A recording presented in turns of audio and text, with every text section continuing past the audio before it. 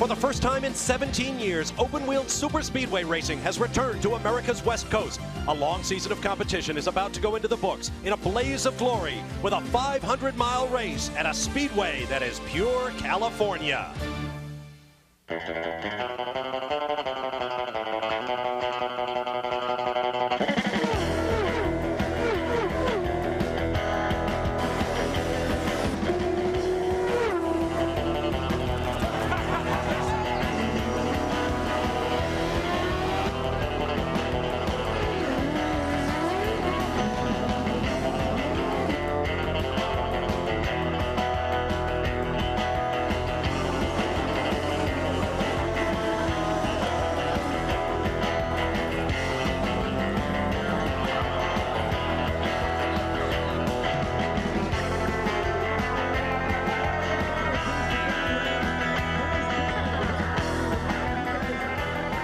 Of rain and haze have given way to blue skies and typical California sunshine as a packed house at the gleaming California Speedway awaits the final race of the season. Welcome to the Kart World Series 500. Hello again, everybody. I'm Bob Varsha, along with former kart champion Danny Sullivan. Danny, I can't recall a weekend with more twists and turns. Our newly crowned champion, Alex Zanardi, and our likely rookie titleist, Patrick Carpentier, will not drive due to practice crashes. Ari Luyendyk and Robbie Gordon return to the kart series. We have this beautiful new racetrack. Drivers are still finding their way around, and we've had eye-popping speeds. A 240-mile-an-hour pole for Mauricio Gugelmin. It's been wild. It has been a while, Bob. This is incredible. 240 miles an hour, but everybody's jammed up there too. 239, 238, 237. They're all doing, and they're doing it consistently, lap after lap. This is going to be an incredibly fast 500-mile race, and what a pace. But let's not forget, it's the end of the season. Everybody's tired. They're going to end it with a 500-miler, and a lot of guys would like to go away with a great result, because let's bear in mind that they have that result for 5 months, and there's still a lot of championship points at stake, and they'd like to come away with a great result. And here's the way they'll line up. Mauricio Gugelmin on pole, the only man in history to qualify for a race at over 240 miles an hour. He'll start next to Jimmy Vasser, fastest in the morning warm-up. On row 2 will be Brian Herta, who has led the last 4 races but has yet to win, and Scott Pruitt, who won in Australia this year. Row 3, Michel Jourdain Jr., a career-best qualifying effort for the young Mexican, and Greg Moore of Canada, who has also won this year. Row 4 will be Michael Andretti, who would like to end the season the way he began it, with a victory, and Mark Blundell, yet another winner on tour this year. Row 5 will be Raul Boesel and Bobby Rahal, who led at the US 500 this summer, and he has 2 500-mile victories. Row 6 will be Andre Ribeiro and Gilles de Ferrand, who has clinched second place in the season point standings. Row 7 will be Robbie Gordon, replacing Rookie of the Year contender Dario Franchitti, who has had a falling out with his car owner Carl Hogan. Gordon will be next to Adrian Fernandez. On row 8 will be Parker Johnstone and Christian Fittipaldi. Row 9, Dennis Vitolo and Juan Fangio II. On row 10, the Penske teammates Paul Tracy and Al Unser Jr., who has the most 500-mile wins in today's field with 3. Row 11 will be P.J. Jones and Richie Hearn back in his Lola chassis after crashing his new Swift on Friday. Row 12 will be Hiro Matsushita of Japan and Germany's Arndt Meyer. On row 13, Max Pappas and Walter Salas, who celebrates his 27th birthday today. He has an outside shot at the rookie title. And all alone on row 14, Ari Luyendyk, the 2-time Indianapolis 500 winner, substituting for season champion Alex Zanardi. Here's our race analysis. It's a 2-mile oval, very much like the Michigan track, but less steeply banked. 250 laps scheduled. A phenomenal pole speed by Mauricio Gugelmin, and pit stops every 31 to 35 laps. Our stories: speed, the fastest field in history; heat, the temperature hovering near 100 degrees, air temperature 130 degrees on the racetrack. The track itself is brand new, and the drivers are still looking for the optimum line. And the points battle, the top 2 positions are clinched, every other position in the championship, and a lot of bonus money is still at stake. Down to Gary Gerald. The champion of the series, Alex Zanardi, is forced to watch. He's in a rooftop suite, anticipating the green. 2 horrendous crashes have sidelined you. How do you feel coming out of those crashes? Well, I feel good. That's why I feel bad also, because I would like to be out there. And the championship, fortunately for you, you don't have to worry about it. What a blessing that it was wrapped up at the last event. Yeah, but you don't think about that. Obviously, I'm delighted to be the champion, but really, you know, that was another race. I would have liked to be out there for the sponsor target, for myself, for all the boys. But hey, we're pretty well represented from Jimmy Vasser and Ari Luyendyk. So I keep my finger crossed. All right, thanks, Alex. Congratulations. Jan Bikas? Well, Gary, 500 miles is always brutal on the equipment. Remember back to the U.S. 500. There were 6 cars that were knocked out with a specific technical problem, and that was the Reynard gearbox. Reynard has added some cooling scoops. They have added some heat shields inside the gearbox between that and the turbo, and they are confident, even in this searing heat, that the gearbox will not today be a problem for the Reynard. Bob? Well, we're about to find out. The last race of the year, 500 miles on a virgin racetrack that has produced absolutely heart-stopping speeds. The field now coming into 2x2 alignment. 70,000 grandstand seats sold out, perhaps 30,000 or more on the infield of this beautiful facility. Oval track racing is back to its roots in Southern California. From high overhead, there is a view of the track. The rail station to the right of your screen. And we have a problem. Juan Fangio, I believe, has a huge fire at the back of his Reynard. Bob, one of his problems right there, he's got that, but with that smoke coming up, he couldn't see in his rearview mirrors to be able to just to pull over and dive to the left-hand side. Now he gets over. Fluid was burning out the back of that car. The yellow flag is waving. Oh, what a moment for Juan Fangio. His team, Dan Gurney's All-American Racers, are the home team. They're based in Santa Ana, California, not far from Fontana, where the California Speedway is located. And there is the man, Dan Gurney, who has seen so much frustration this year.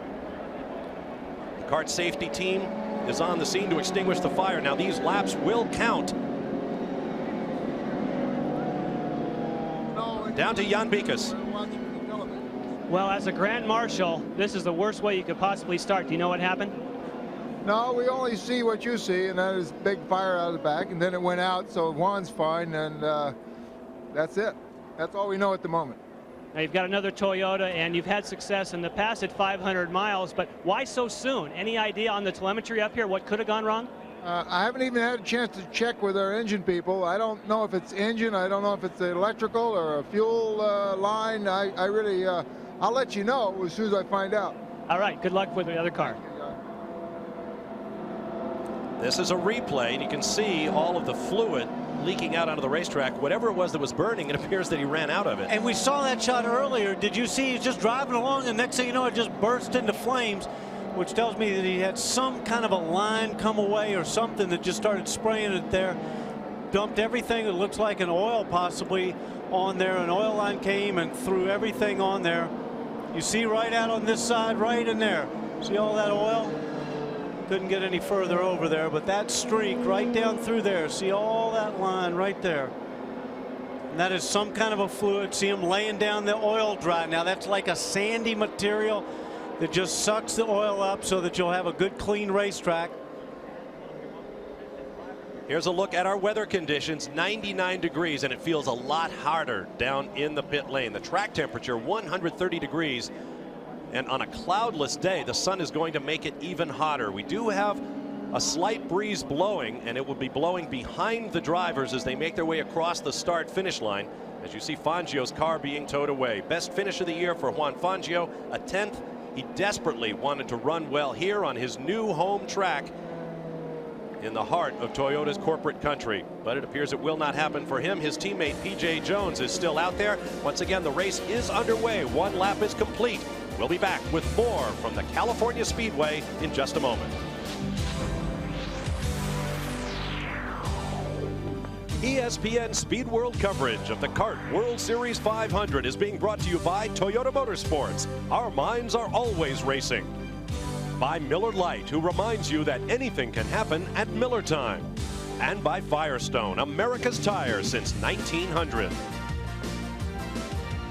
Welcome back to the California Speedway. 10 laps in the books, all of them run under yellow, and there is the scene of our most recent drama. Ari Luyendyk stopped to top up his car, and a fire broke out. Gary Gerald. Yeah, Bob, it's one of those deals with the methanol. You can't tell if it's ignited or not. One of the fuelers immediately jumped back from the wall. We saw what we thought was methanol splashing in the air. Then the water came from all directions as teams rushed to help out. He appears to be just fine. Safety officials are here checking him out. A lot of encouragement. They'll continue to examine him, but some unexpected drama on what was going to be a routine top-off of fuel.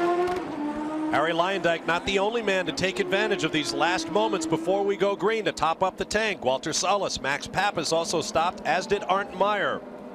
And now once again on lap 11, the field lines up side by side in preparation for the green flag. Now the reason that we went under yellow was because of a fire that broke out on Juan Fangio's car. Jan Bikas. I had a chance to speak with him when he was on his way back to the pits. He said it lost oil pressure, then the engine blew up. He did get hot, but he hit the fire extinguisher and everything was okay. And to add to the list of people who pitted, Unser Jr. has just been in and out. So add Unser Jr. to the list of cars trying to get a leg up on the pit stop sequence. And now we come up to speed, and these cars do what they were meant to do here at the California Speedway. Up to 230 plus miles an hour as we go green for the first time.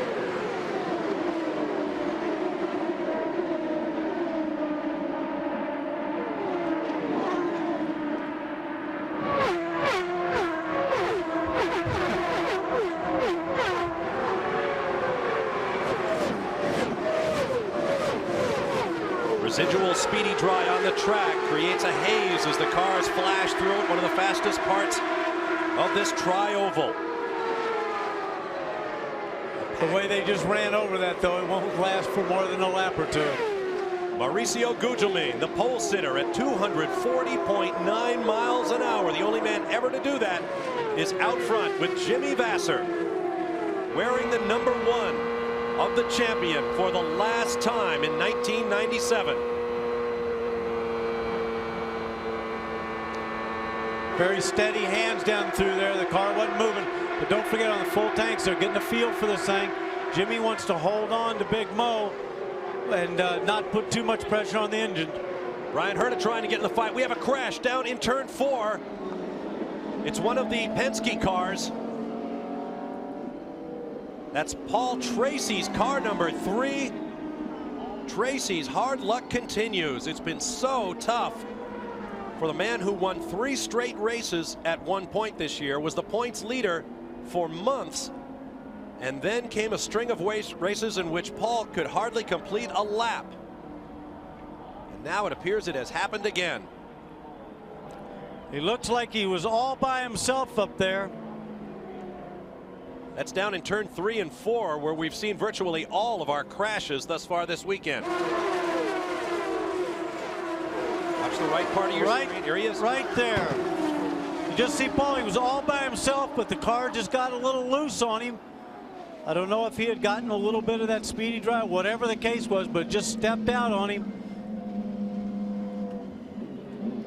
Heavy damage to the race car. 6th DNF for Paul Tracy. Virtually all of them coming in the second half of the season. There you see Paul walking back. Maybe stunned a little bit from a massive impact. Let's look at it again.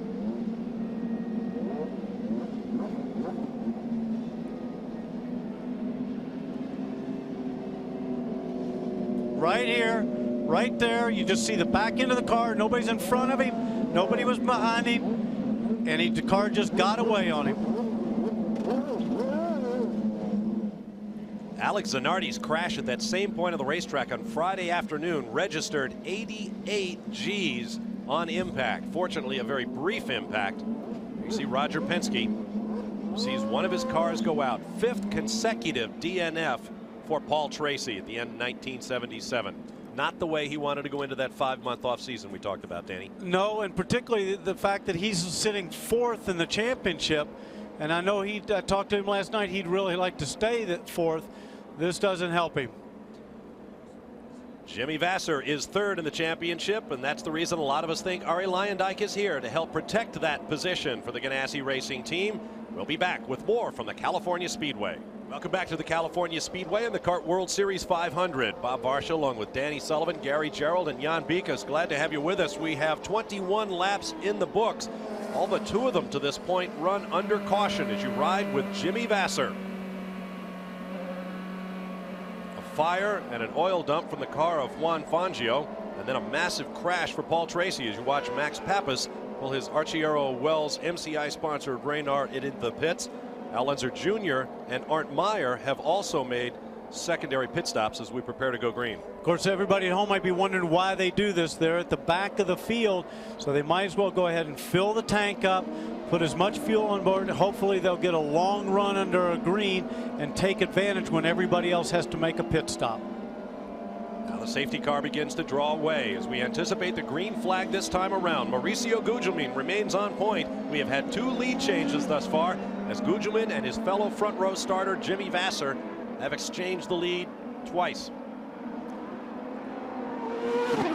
Now the man who qualified at nearly 241 miles an hour brings up the revs and draws away from Jimmy Vasser. Now the field will try to close up as they head for the green flag. Single file across the line. And Michel Jourdain's challenging for 3rd place and goes around Brian Herta to take it. Nice move. He started 5th. He's up to 3rd.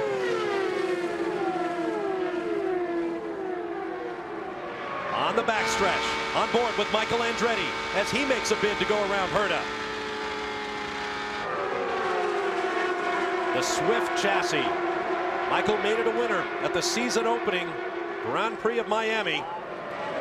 That car went to Richie Hearn in the Della Pena Ralph's Food for Less team this weekend for Hearn to use, but he crashed it on Friday. He is back in his Lola. And let's not forget Michael Andretti at Michigan, the similar track where he started back in the field, moved right to the front, and was dominant until he had that failure in his car. And he felt that his car was as strong as it was at Michigan here at Fontana. Very steady hands. Revs climbing to more than 14,000, even though the engines may be detuned slightly to go 500 miles. A little movement in the wheel there as he goes through some of the grooves and a few bumps down there.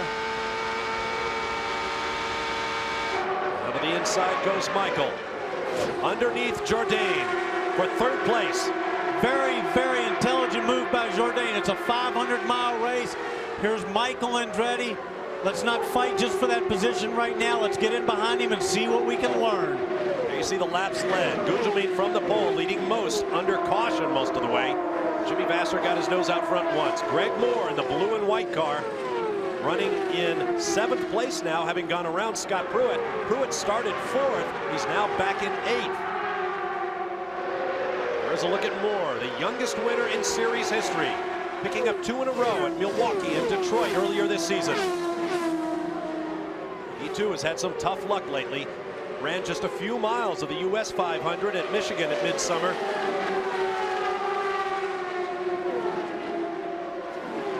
Two cars out of the race. Tracy by a crash. Fangio due to a fire in the engine compartment. And now speeds for the last lap, topping 231 miles an hour.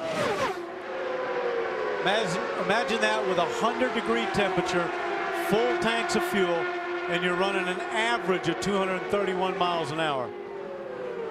This is going to be a fast race, and we're going to see some incredible lap times during the day.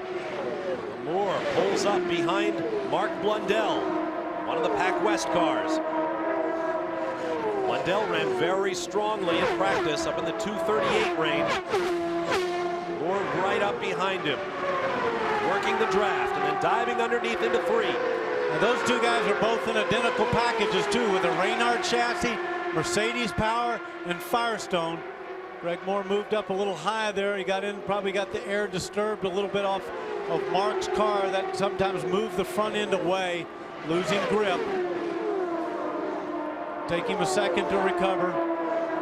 Close that gap back up.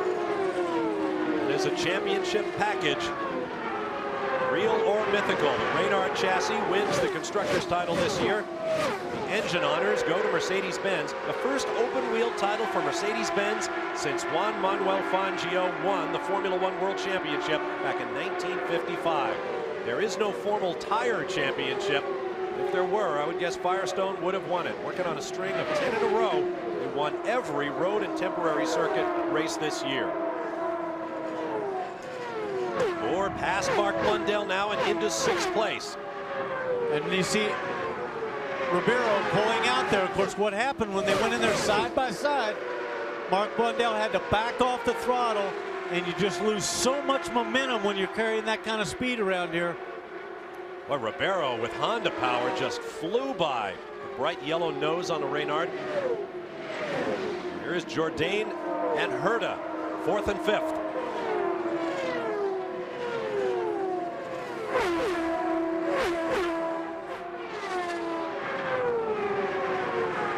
Down the backstretch. Jourdain getting a little high, Herta down low. I think Michelle likes that line. He likes going there high.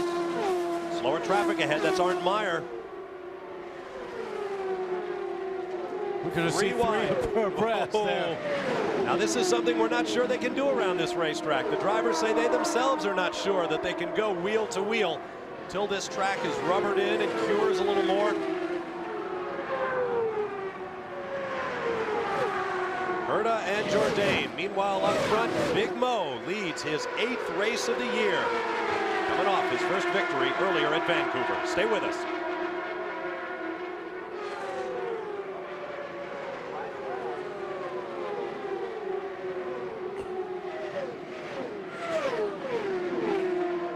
Looks like Ribeiro and Moore. Hey, Bob Goodrich. We ought to have the pit guys just keep an eye on somebody on when they think the pit window is now going to be, because everything's scrambled just so we're alerted.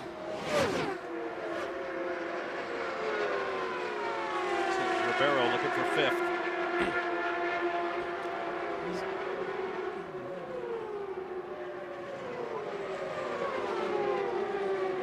Welcome back to the 2-mile California Speedway in the Car World Series 500. To the left of your screen in red and white, Mauricio Gugelmin, who has led this race from pole. Right on board, the car following him, his fellow front row starter Jimmy Vasser. Here Jimmy roll out of the throttle there, because see, Big Mo ran up on 2 cars. He wasn't sure what's going to go on. Remember, these guys have not raced at this track. They've done a lot of practice miles, but they want to get a feel of where they can go. Oh, Vasser down low. Walter Salas in the all-white car. Max Pappas in the blue one. They are the traffic being worked here. Gugelmin gets through first. I thought Vasser had a chance to get him in traffic. Back on board with Michael Andretti in 3rd. Who's moved up very well through the field. These guys are running so close together. Whoever's waving that blue passing flag on the backstretch is going to have a very sore arm. Imagine this, though. What we're seeing here is incredible racing. All this is taking place at between 230 and 240 miles an hour. Michael Andretti down under Jimmy Vasser, side by side into 1. And Andretti just shoots away as Vasser has to lift. So the order is now Gugelmin, Andretti, Vasser, Jourdain, Ribeiro, Herta, Moore, Blundell, Pruitt, and DeFerrin, the top 10. Then Raul Boesel, Adrian Fernandez, Robbie Gordon in 13th, Bobby Rahal 14th, followed by Christian Fittipaldi, PJ Jones, and Dennis Vitolo. Now, Michael's running very well, but that move was set up by Jimmy being held up in traffic, and Michael just played it perfectly and got a run on him. Look at the speeds at the line. The yellow arrows tell you who the quickest cars are. 1st, 2nd, and 3rd. Michael Andretti quickest on that lap. Now Adrian Fernandez comes through with the fastest lap, dropping Andretti to 2nd fastest. Raul Boesel moving along well, 3rd fastest on that last lap. A lot of that, though, is dictated by what's happening in traffic. If you're getting pulled down the straightaway by another car, that yanks you, that gives you that tow, you'll get a good speed. If you're held up in traffic, have to do a big lift, your time's going to drop off. Nothing quite like the sight of open wheel racing cars on a big super speedway oval. Jan Bikas has more on Brian Herta. Yes, he's dropping through the field somewhat, and the team says there's no problem with the car. They're trying to get Brian Herta into a rhythm, that 500-mile rhythm that you want to run for the entire distance. Bobby Rahal, however, his teammate, his car is a little bit loose. And word up the other end of the pitch, Jan, relating to Mark Blundell. We thought maybe there was a problem there. They say the car's not working that good in traffic, but they're taking a pretty conservative stance, knowing it's going to be a long, hot afternoon.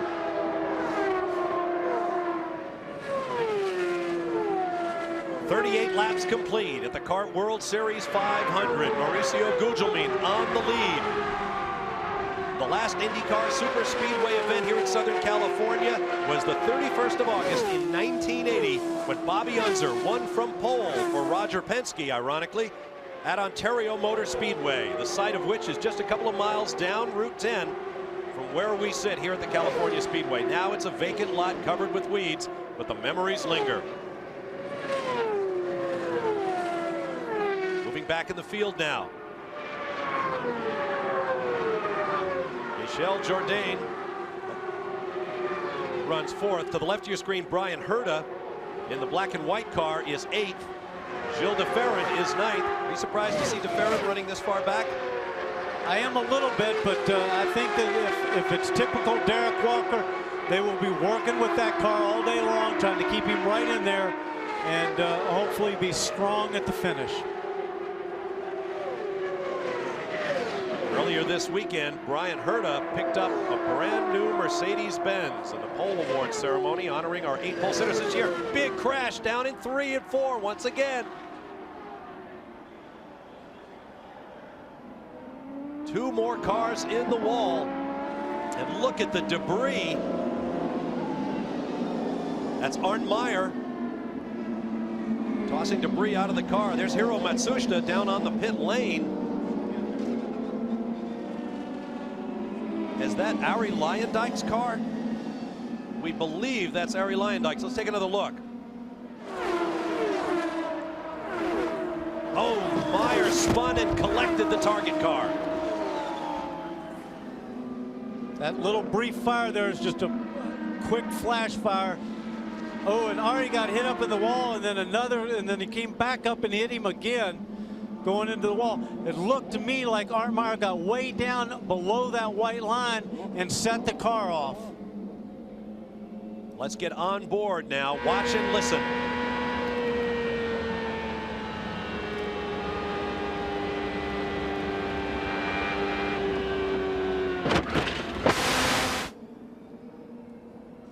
That was an impact.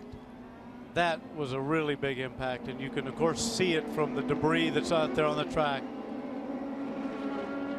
Ari Luyendijk back here on your screen right there is Arndt Meyer. Spins the car. Ari Luyendyk at the top of your screen right there. Tries to go around him. Arndt Meyer spins. Now Ari hits the wall, and then he comes back and gets another little wallop there from Arndt Meyer. Of course, at that stage, you are totally a passenger in the car. There is nothing that you can do. Jimmy Vasser's crew waiting in the pit lane. Under a yellow, 41 laps complete. Now the pit strategies are changing constantly with all this early yellow. The pits are currently closed. But Bob, the reason that you may see a lot of people come onto pit road is because of the new speed limit.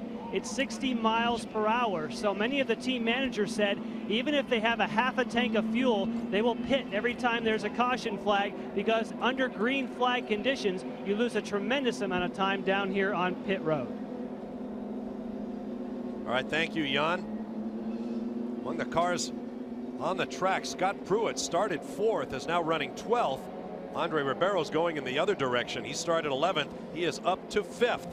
We'll take a break and return for more from the California Speedway. We're under the yellow once again. Back at the California Speedway, we are still under caution, but the pits are open and most of the cars in the field. The CART World Series 500 takes advantage of the opportunity. On the back of your screen, you see the safety crews working at the scene of the accident that brought out the yellow flag as Arndt Meyer spun and collected Ari Luyendyk. Ribeiro, sorry, I was just going to tell you that he was out in 12.72 seconds. Hopefully he can hang on to that 5th spot. They put wing in the front of the car. Michael Andretti got out ahead of Mauricio Gugelmin and Jimmy Vasser. And Bob, he did a very clever thing in the pits, because the 60-mile-an-hour speed limit doesn't start until right before the first pit. So what he did is Big Mo slowed down when he got to the pit wall, which is a couple hundred yards away, and Michael passed him in the pit lane, which he can do, and took advantage there, then slowed down to the 60 miles an hour, but he'd already passed him. That is preparation. Down to Jan Bikas. Paul Tracy is back now on pit road. Thankfully, you were able to walk away from your car. Paul, do you know why it stepped out? I mean, the car was just right from the start of the race was really loose, and it's a condition that we haven't had all weekend, and And you know, it's frustrating for the whole Marlboro crew. We thought we had a good chance today to run well, but obviously with the heat, we changed the setup quite a lot this morning, and I guess kind of stepped over the boundary a little bit in the heat. So, you know, it's frustrating for the crew, and I wish we could have had a good result here for our sponsor. But you know, on the other hand, lucky to walk away. Thank you, Paul. Thanks. All right, thank you, Jan. We are still under yellow. There you see Michael Andretti and Mauricio Gugelmin. For the second year in a row, ESPN is proud to bring you baseball's divisional playoff series. It all starts on September 30th at 1 p.m. Eastern Time as the Houston Astros visit the Atlanta Braves. Then at 4 p.m. Eastern, San Francisco Giants will visit the Florida Marlins. Both Tuesday and Wednesday, divisional playoff action on ESPN. Now, Unser Jr. is pitting, and he has a fire. Unser getting out as the crew works at the back of the car. Once again, water comes from everywhere in the pit lane here at the California Speedway. The reason that they use water is because if they spray a fire extinguisher powder in there, which is sometimes more effective, it's so hard for the crews to clean that up and get it out of all the little nooks and crannies. Water is still the best deterrent for a fire. It's the second pit lane fire we've seen today. The first affected the crew of Ari Luyendyk. And Bob, we can update that. The fueler, John Wayne Gate, was eventually taken from the pit area down to the safety center for further examination. Did not appear to have any serious problems, but there was certainly a case of the extreme heat, according to the crew, helping build up pressure in fuel tanks that are very, very full. And the vent was filled. There was no place for the fuel to go. That's what resulted in that initial incident in the Luyendyk pit. Let's go to Jan. The cause of the fire for Unser was a broken header. That is the exhaust system that leads to the turbocharger. And with these turbocharged cars, if it breaks, it puts extreme heat onto the bodywork. That was what was burning when he came onto pit road. He's done for the day. And so with that, the entire Penske Racing team is done. Paul Tracy crashed earlier. Unser Jr. broken header leading to a fire. And so Roger Penske will have to wait until at least 1998 to pick up his 100th win as a car owner. Now here is Robbie Gordon, who started the race in 13th place. And they made an adjustment to the rear wing. Looks like they probably took something off of the rear wing, which means he's got a push in the car. He's getting too much drag and grip at the rear, and that'll make the front end not work the way he wants it to.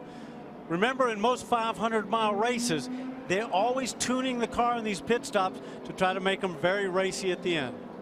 Now the cause of our yellow flag is that crash involving Arndt Meyer and Ari Luyendyk. Let's get more now with Gary. Well, we were checking in with Chip Ganassi immediately after that contact, Bob, and there was no radio contact whatsoever with Ganassi, and so he had not heard from his driver. He obviously was concerned. He jumped on his motorcycle and headed for the safety center. So the crew down here is continuing to wonder if there is what kind of news. So we can go to Jan Bikas. Unser Jr. takes a cool drink of water, a good thing after your car's been on fire. A broken header. How was your car up until that point? Well, I was a little bit on the loose side, and we were coming in to make a change, drop the front wings a little bit, and try to get it back up there. We were being real careful out there, but you know, the Marlboro team's done a great job all season, and you know, we're definitely going to go back to Reading. We're going to do our homework, and I think next year is going to be a lot bit different. Now, your teammate Paul Tracy got in trouble in turn number 4, and now we've had another problem in turn 4. What's it about that corner that causes the problems? Well, the direction of the wind right now is going from the I guess the west end of the track to the east, and the west end of the track is 3 and 4. When the wind hits the side of the car, it wants to turn the car more. Down in turn 1 and 2, we've got to push because the wind is hitting it from the left side and trying to push it straight. And so that's probably why, you know, my car was definitely a little bit looser down in 3 and 4 than it was in 1 and 2. So. Okay, guys, at 240 miles an hour, wind can make all the difference. All right, thank you, Jan. There is the remains of Ari Luyendyk's car, Jimmy Vasser's backup car this weekend. Alex Zanardi having destroyed both of his machines in crashes at this same part of the racetrack. Here's another look at what happened to Ari. Arnmeyer spins down there in the left. And now he just comes back up, which is natural. There's nothing he can do about it. And look at that, almost head on. Turns Ari sharp right, gets back a little bit left, and goes in there and crushes along the side of the wall. We'll follow that story. Ari is on his way to the medical center. We'll be back with more from the California Speedway as the Kart World Series 500 continues. Welcome back to the California Speedway that rapidly appears to be becoming a calamity speedway as we are under caution. Working lap number 50. We expect a green flag to get our race restarted in 1 lap. Down to Gary Gerald. Problems for Gilles de Ferran in the last round of pit stops. He came in and the rear air jack did not work properly. They brought him back in again, sealed off the air supply. They're now going to have to, for the rest of the afternoon, manually elevate the rear of the car with one of these. They slide this bar in underneath the wing near the gearbox. They bend down, it'll pop the rear in the air. Then the man on the jack has to swing over, change that right rear tire. It means that the de Ferran stops are going to be much longer than usual for the rest of the day, and that is really bad news. Jan? Gary, we had a chance to check in with the crew for Arnmeyer as to what may have happened down there in turn 3 and turn 4. They said that he was trying to run low on the racetrack to stay out of the way of faster cars, and he got too low down by the white line, the same problem that Patrick Carpentier had here on Friday. That's why he lost it. That's why the initial contact for Arnmeyer. Now, we've also been watching Scott Pruitt. He has been sliding back through the field. The crew says that he's not happy with the handling of the car, the overall grip. So they're going to raise the tire pressure for Scott Pruitt, hoping it'll be better for later on in the race. Michael Andretti, the man in black, leads the way over pole sitter Mauricio Gugelmin, Jimmy Vasser, Michel Jourdain Jr., Mark Blundell, Andre Ribeiro, Brian Herta, Greg Moore, Raul Boisel, and Adrian Fernandez as we come back up on the revs and take the green flag to begin lap 52. And already position swapping begins. Ribeiro goes around Blundell for 5th. And Michel Jourdain moved right around Jimmy Vasser at that restart. He's taking a look there at Big Mo. Look, he's up around the outside. That's Michel Jourdain right there in that green and red and yellow car. And the left car on your screen, the red, white, and blue, is Big Mo.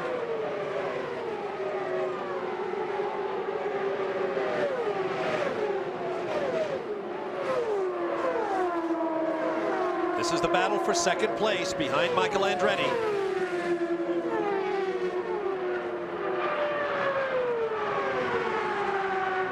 Jourdain having a remarkable second half of the season. Started the year in a Lola chassis.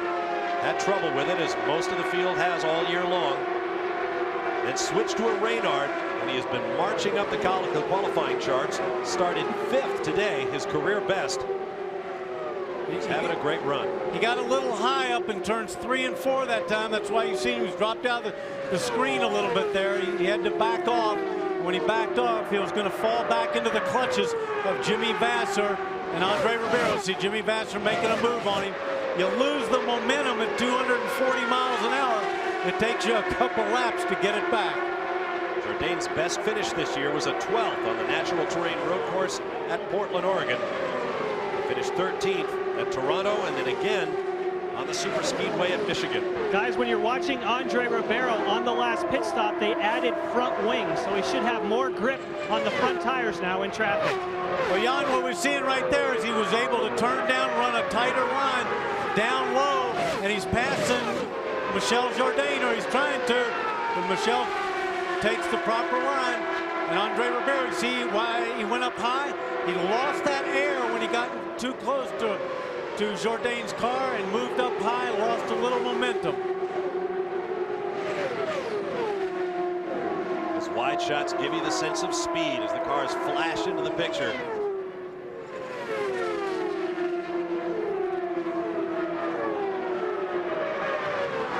Here's the view from our Honda Helicam as Ribeiro closes up once again. Blundell wants a piece of this fight as well. That's him with the bright day-glow orange nose on the blue and white Reynard. Michael Andretti's last lap, 230.176 miles an hour, but Jimmy Vasser is Quicker still. Vassar maintaining that pace, 230, almost 231 miles per hour. Vassar's in third.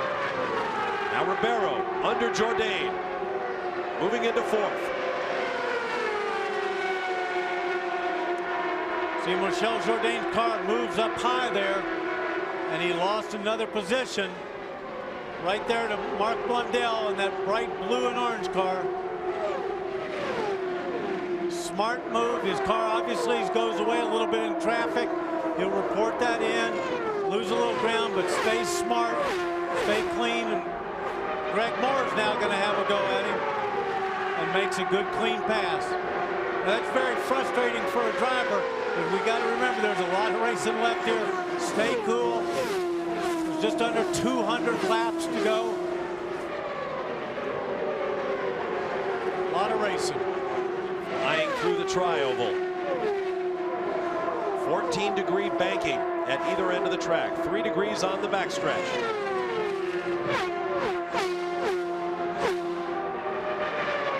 The track is 75 feet wide. All weekend long, these drivers have been using every inch of it.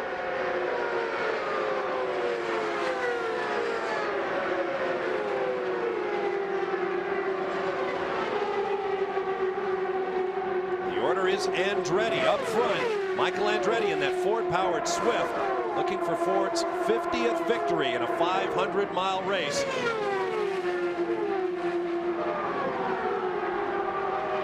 Ribeiro, Blundell, and Moore running 4th, 5th, and 6th. The 6th race Michael has led this year, his first since the US 500. We'll be back.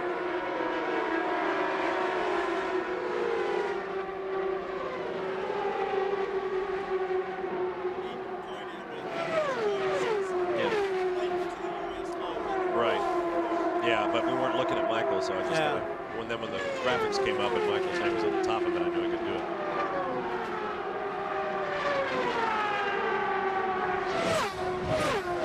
It'll be a while.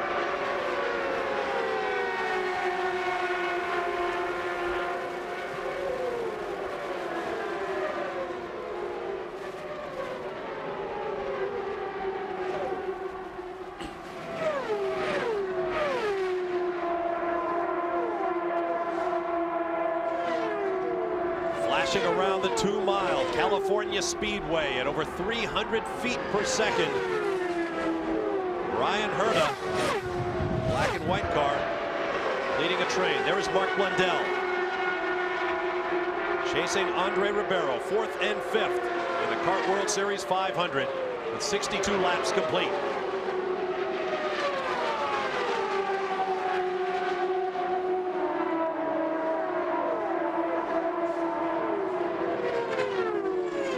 Andretti remains out front.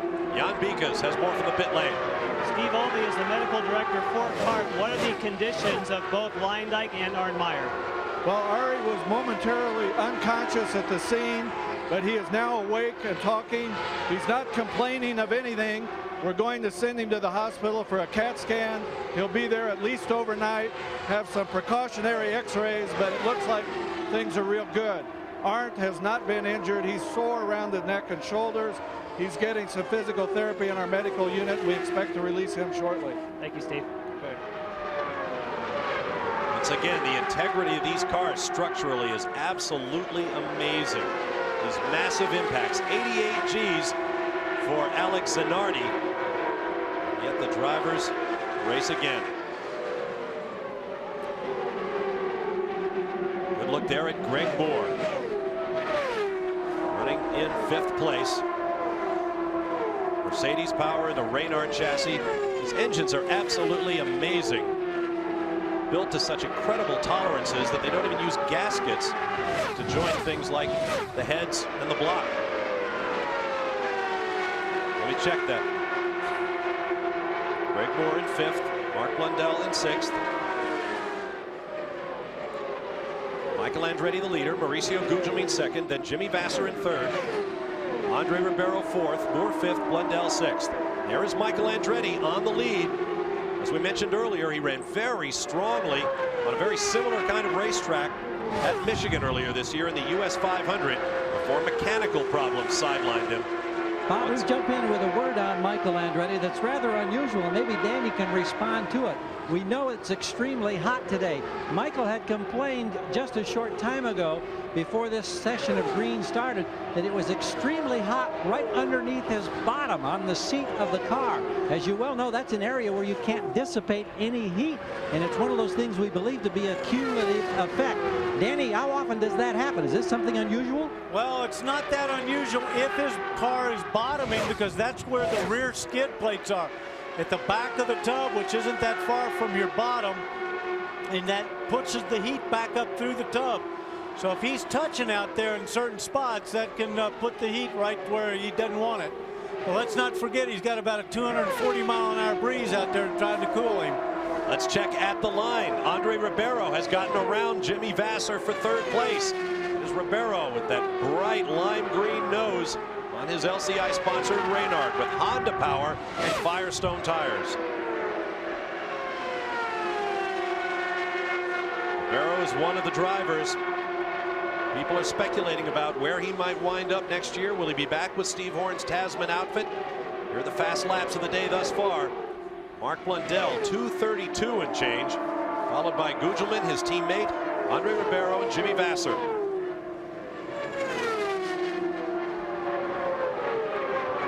On a blazing hot day here at the California Speedway, Michael Andretti leads. That's a look out the back of Jimmy Vasser's car, and Greg Moore chasing him in 5th place.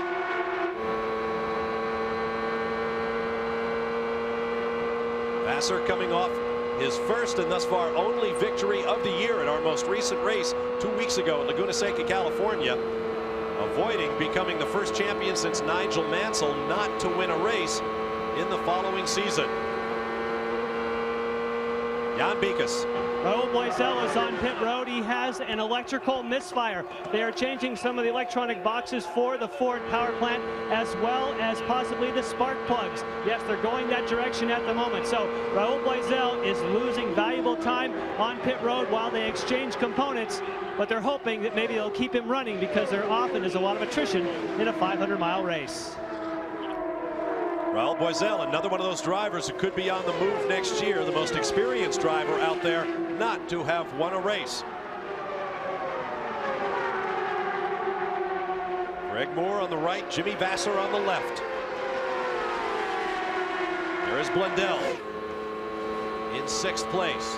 A look back from Vasser to Moore, closing up in the slipstream. Ooh, can he pin him up behind Robbie Gordon? Moore takes Vasser for 4th. I don't think he had to pin him. He had enough power going into turn 1. He drafted him very well. Look at Mark Blundell's about to do the same thing down the back straightaway.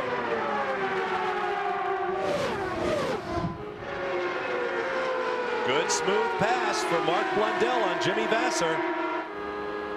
So one thing about a racetrack like this, when it's this wide and there's this kind of speeds, it's great for passing. It makes fabulous racing. And look at Jimmy, he's coming back. It looks like his car's not quite working as well as he'd like in the corner. Sorry, I had to back off there when he had a charge going. Lost a lot of ground to Blundell. When he backs off like that, he loses all momentum. That's Robbie Gordon just ahead in the Hogan Racing Reynard. And Brian Herta trying to make a run down the inside. See, he kept his momentum going and got it caught up to Jimmy.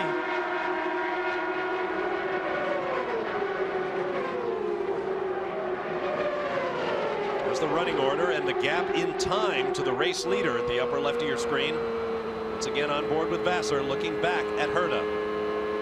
4 consecutive races, Brian Herta has led strongly, but he too is still looking for his first career win in the PPG Kart World Series. On board with Christian Fittipaldi. There's the running order. We'll be back with more in a moment.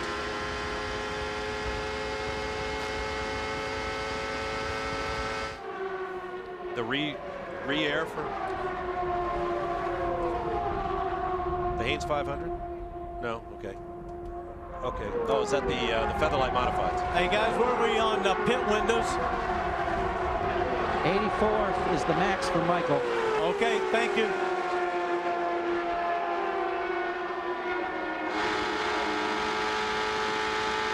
If you've never seen the NASCAR open wheel class, the modifieds, check them out Wednesday night on ESPN2 at 9:30 p.m. Eastern Time as the NASCAR Featherlight Modified Tour visits Stafford Springs, Connecticut.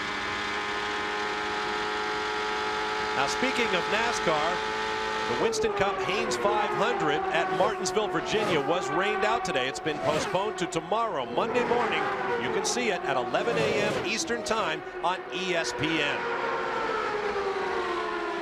Here at the California Speedway, working lap number 76, Michael Andretti on the lead, followed by Mauricio Gugelmin, Andre Ribeiro, and then this fight, Greg Moore right there, up near the top with Mark Blundell just behind him as they run the high line to get around slower traffic. See, Greg Moore had to feather it a little bit there when he went around those two cars up high. Wasn't quite sure. New track, learning what the grip's like up there, what his car is going to do. And Mark Blundell got a run on him, but Greg Moore went ahead and stretched it out when he got through 1 and 2.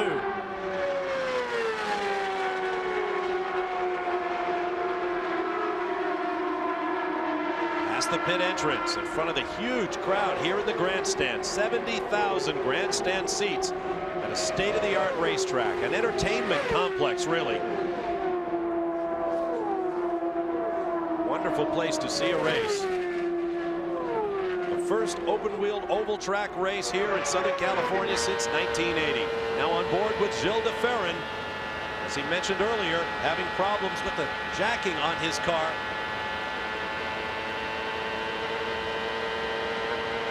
Ferran currently shown in 10th. Look how close he gets to that wall.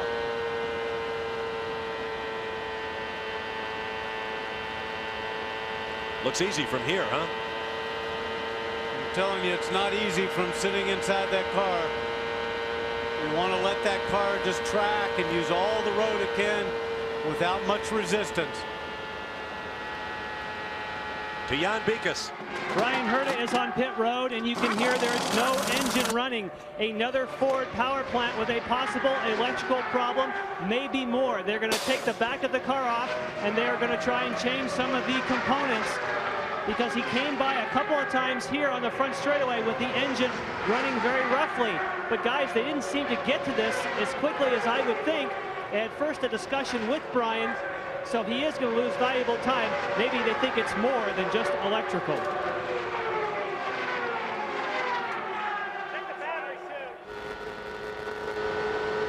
At the California Speedway, Bobby Rahal, the most experienced driver in the series right now, looking for his 3rd victory in a 500-mile race. Ran very strongly at Michigan before crashing when he got up on the high line, passing slower traffic and hit the wall.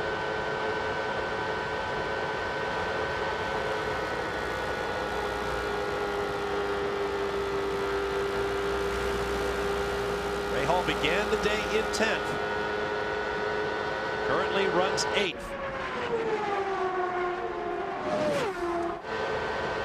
Guys, in regards to Brian Herta, it appears as though it is the same problem that Raul Boisel had.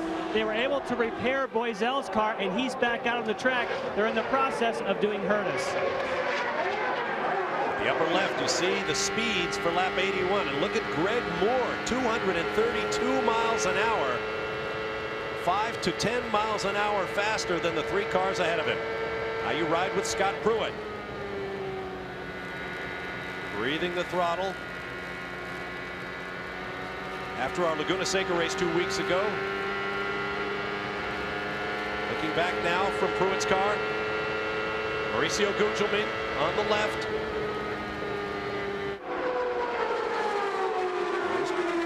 There they are, side by side. The black car, Michael Andretti, the blue and red car, and white car of Big Mo. Look at this.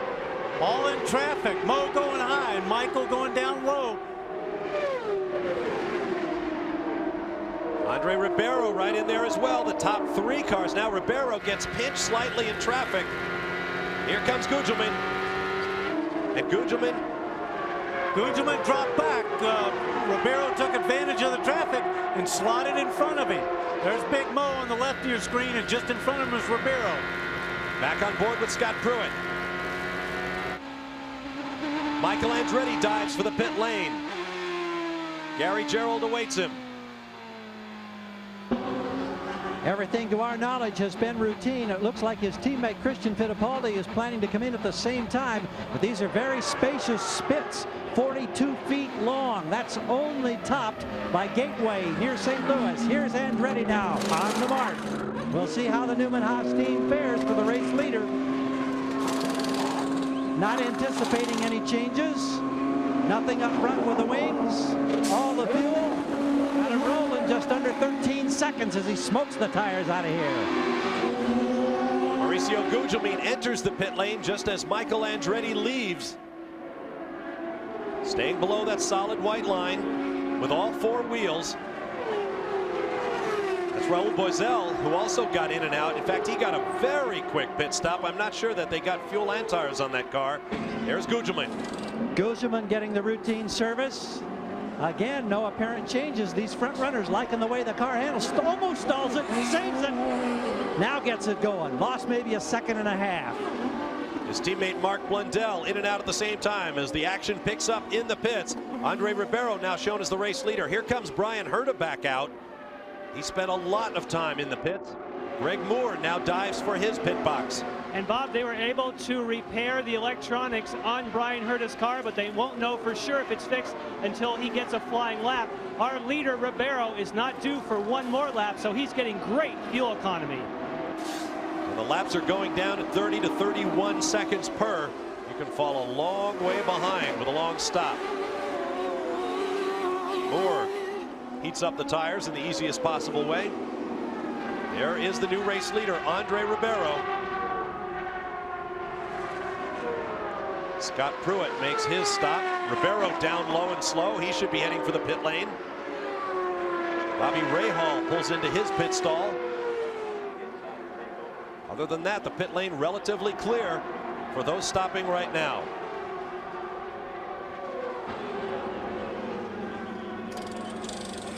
Ribeiro is in, and they are expecting to make no changes on the car. They did make a front wing change on the first stop, but now Andre is very happy. They're waiting for the fuel. Now it's out of here. 12.48 seconds. A great stop for Andre Ribeiro. There's a great view high above the California Speedway. Up there providing our aerial shots, the Goodyear blimp Eagle. Today's pilot is Tom Mahos from nearby Huntington Beach, California. Cameraman is Glenn Hampton. Regular sight above major sporting events, the Goodyear blimp. 90 laps complete at the Kart World Series 500. The race leader is Andre Ribeiro. Michael Andretti runs second. Mauricio Gugelmin third. It's been a while since Andre Ribeiro has seen the lead for a substantial length of time. Down to the pit lane in Jan Bikas. Brian Herta has climbed from his car. They changed all the electrics, but they didn't find the problem. No, it's a tough way to end the season. Disappointment for sure, but you know, the engine just started losing power, and it wasn't really getting worse, but it was just really flat, and I could only run about you know, 12,000 RPM. We should be a lot more than that. So, you know, rather than just be slow and get in everyone's way, this place is tough enough, and I don't want to cause a problem for somebody. You know, and we don't want to blow this thing up, so we had to stop. You say it's tough. What do you think of this place? It's something else, you know. It's very challenging. It's tough in traffic. It's a beautiful facility. I mean, it's a great place to come, and it's a great event. I just think we need to be a little slower. All right, sorry your season didn't end so well, but we'll see you soon. Thank you. So Brian Herta will have to wait until 1998 to collect his first victory. He did win a couple of poles this year. His best finish was a third place at Burke Lakefront Airport in Cleveland. Brian Herta was one of the more outspoken drivers, commenting that the cars are going way too fast around this racetrack. On board now with Christian Fittipaldi, running in 10th place behind Gilles de Ferran.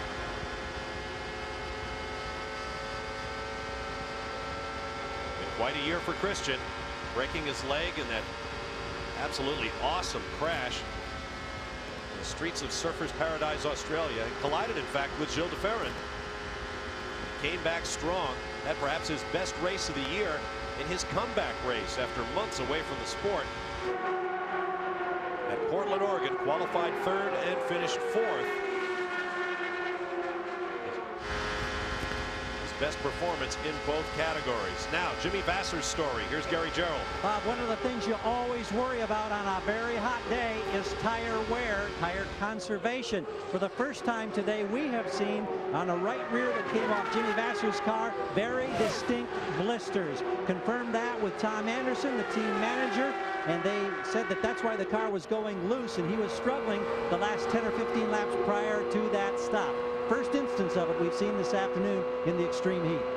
Well, of course, Gary, that doesn't mean that that's uniform for all Firestone runners. That could be the way that Jimmy Vasser has that car set up. Well, absolutely. And of course, they can tinker with air pressures and do other things to either lighten or increase the load on any of those corners. But we'll be keeping an eye on these next stops upcoming. Gary, I'm just seeing somebody drive by on a cart with some Firestone tires from the Brahma pits, also with blisters. So it is not just the Target Ganassi team.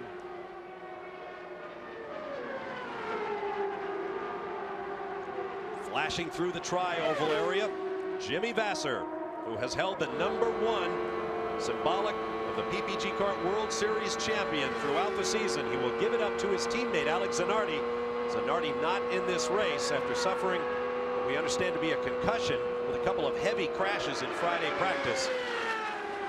Vasser carrying the colors for Target Chip Ganassi Racing. They have accomplished so much this year. Zanardi's championship. They were a part of Reynard winning the Car Builders honors. Of course, Jimmy Vasser in 3rd place right now, with 4th place Paul Tracy out of the race. Vasser's chances of staying in the top 3 in the championship looking very, very good right now. They have also assembled more than $46,000 in contributions to the Target House at St. Jude's Children's Hospital in Memphis. Leaning his head over just that little bit, encountering heavy G's in the corner. That was his hand went up and pulled a tear off his visor, flipped it out of the car. That's a little piece of plastic that they put on there over their visor, so if it gets oil or rubber or anything on there, they can tear it off. They'll put 3, 4, 5 of them on for the start of the race and hope it goes 500 miles. To the pit lane and Jan Bikus. Well, we thought that Raul Boisel was back up to speed after changing the electronics. Now, Brian Herta had a very similar problem. They changed all the parts, and he said he couldn't pull over 12,000 RPM. Was that also your problem? I don't know, it's the same, but the character is the same. My car just start to lose revs and misfire, so there's no reason to keep running. We're starting to see some Firestone tires, especially the rears, have some blisters. Was your car getting loose at all? No, my car was pretty good, especially with the two first stint and second stint. I start to catch people and just keep a rhythm when the things start to misfire. So I think at the beginning we thought we have too much downforce in the car, but as the track gets slippery, I think we got right. Where will we see you for 1998? I really don't know. It's up in the air, so right now nobody knows what's going to happen. Okay, thank you, Raul. Michael Andretti pits from 3rd place. Bob, we understand it may be a problem of overheating. We'll watch the crew in action. I think they'll be trying to check the radiators. This is totally unexpected, and here he comes right now. The telemetry has told them that the temperatures were up. They'll routinely change tires, and they'll routinely top off with fuel. Then we'll see what transpires after that. Checking the radiator inlet, they're going to send him right back on his way.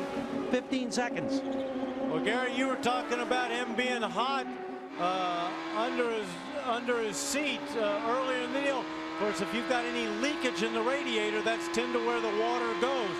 So if he's got a leak or something, that could be what he's feeling. Michael Andretti heads back into battle, crossing the dotted line, and onto the backstretch he goes up through the rev range. We'll be back with more of the Kart World Series 500. The distinctive sound of a turbocharged IndyCar engine. Michael Andretti out of the pits, back on the racetrack. He's been adjusting his visor and strap since he came back out after a pit stop. That stop, an unexpected one, to check on some high temperatures reported over the telemetry. This is the Swift chassis. Only he and Christian Fittipaldi using one this weekend. Richie Hearn was to have had one, but he crashed it on Friday. But the only 2 engine problems we have seen so far are Ford-powered cars, and Michael Andretti's in a Ford-powered car. Gary Gerald.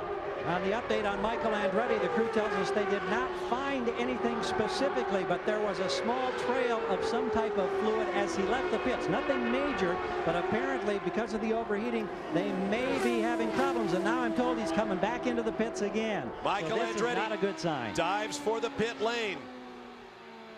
Up comes the visor. Definite problems for the Homestead winner. That chugging along that you hear, he's got his finger on the button so he doesn't exceed 60 miles an hour. No great rush to the pits.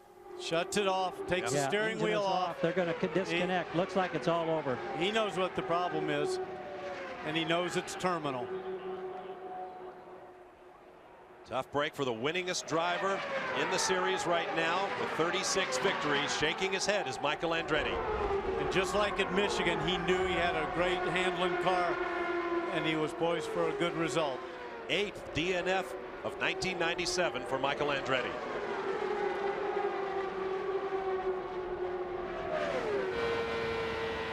Ride with Gilles de Ferran. Ferran shown in 8th place. Bobby Rahal just ahead of him. Ferran second in the championship. And no matter what happens in today's race, he has that locked up.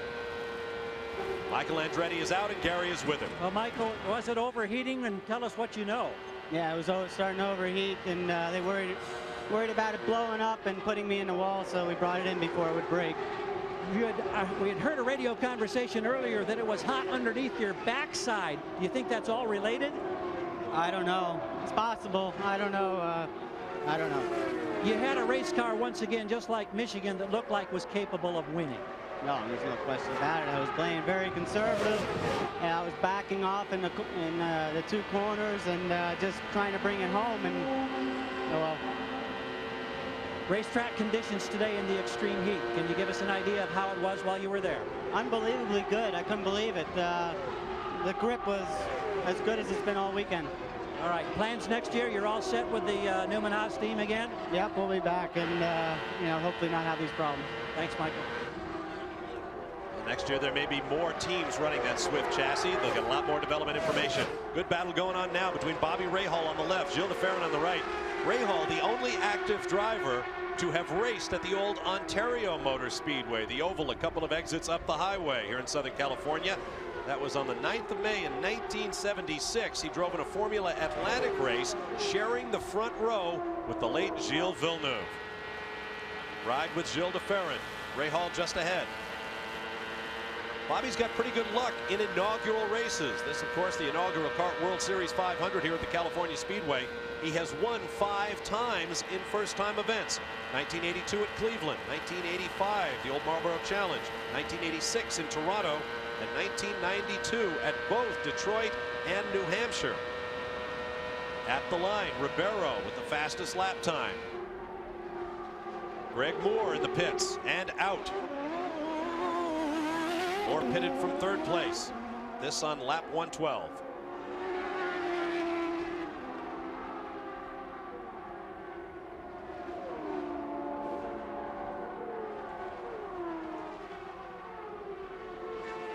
Off of the acceleration lane out of the pits and onto the backstretch here at the California Speedway goes Greg Moore.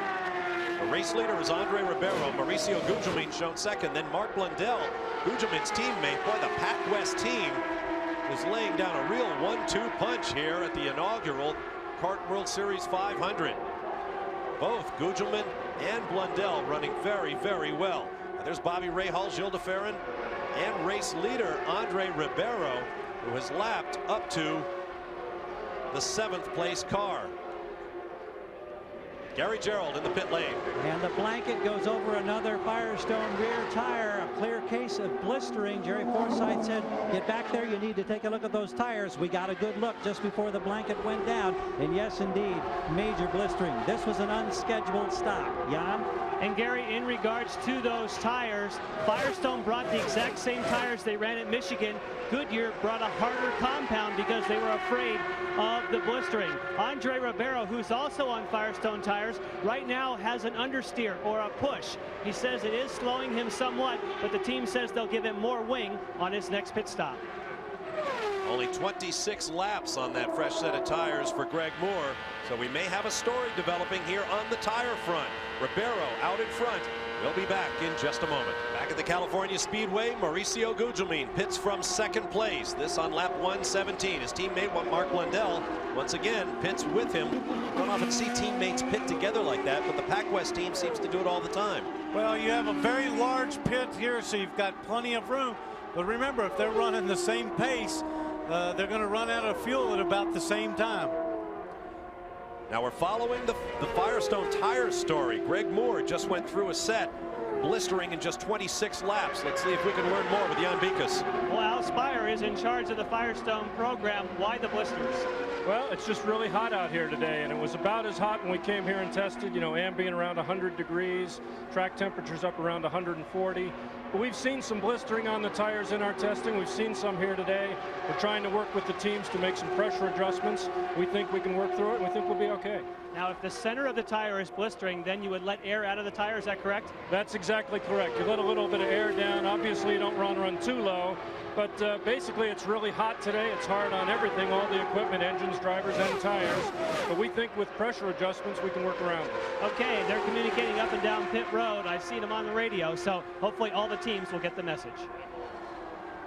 All right, thank you, Jan. Max Pappas in the blue car leads Mauricio Gugelmin and Greg Moore.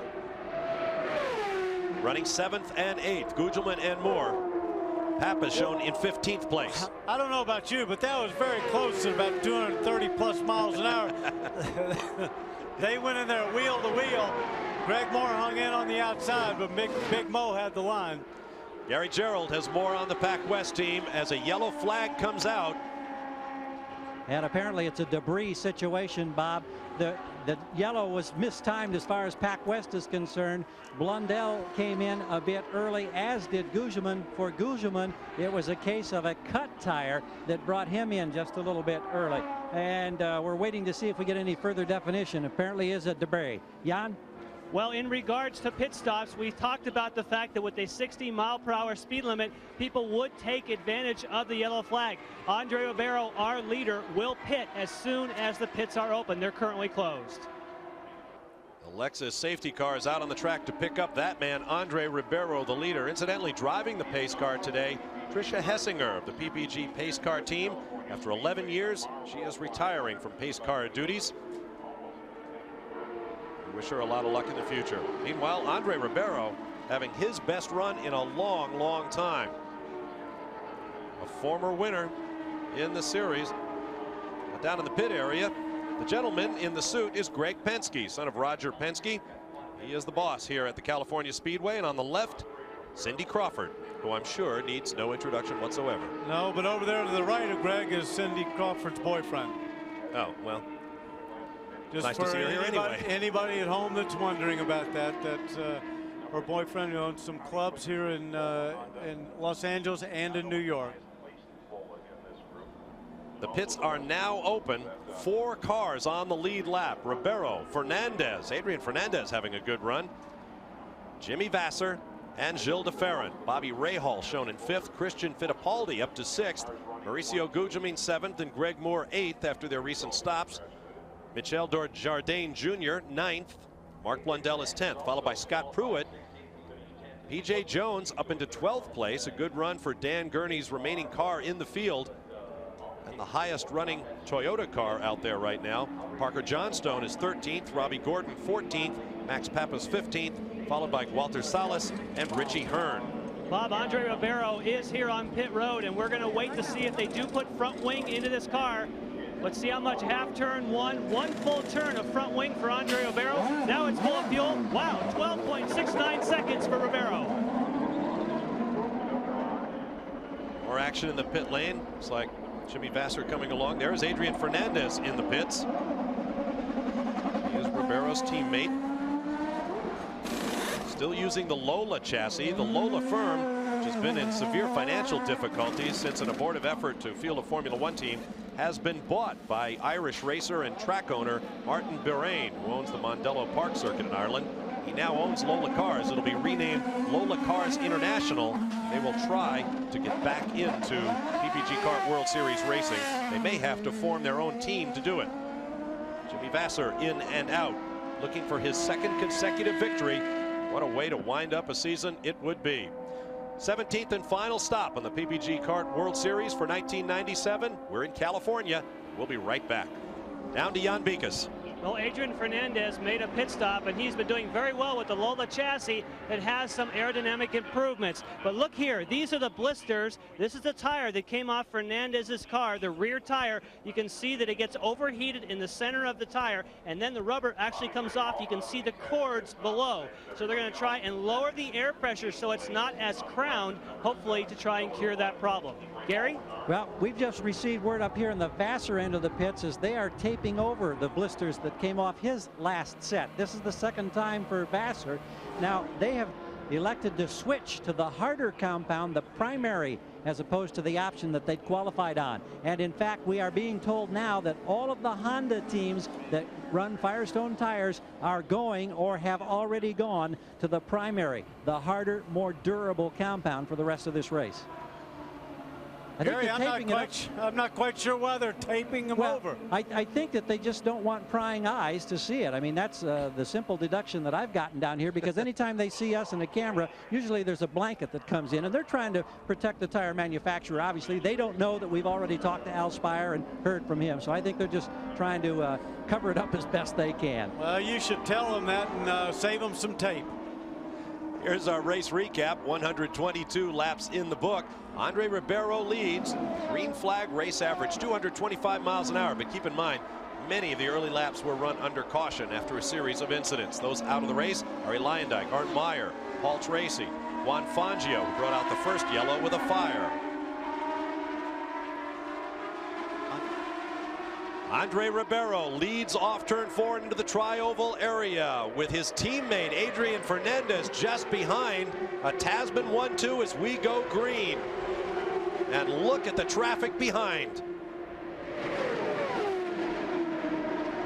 The orders: Ribeiro, Fernandez, Gilles de Ferran, Jimmy Vasser, Mauricio Gugelmin, Greg Moore, Mark Blundell, Bobby Rahal, Christian Fittipaldi, and Michel Jourdain Jr. You ride with Jimmy Vasser.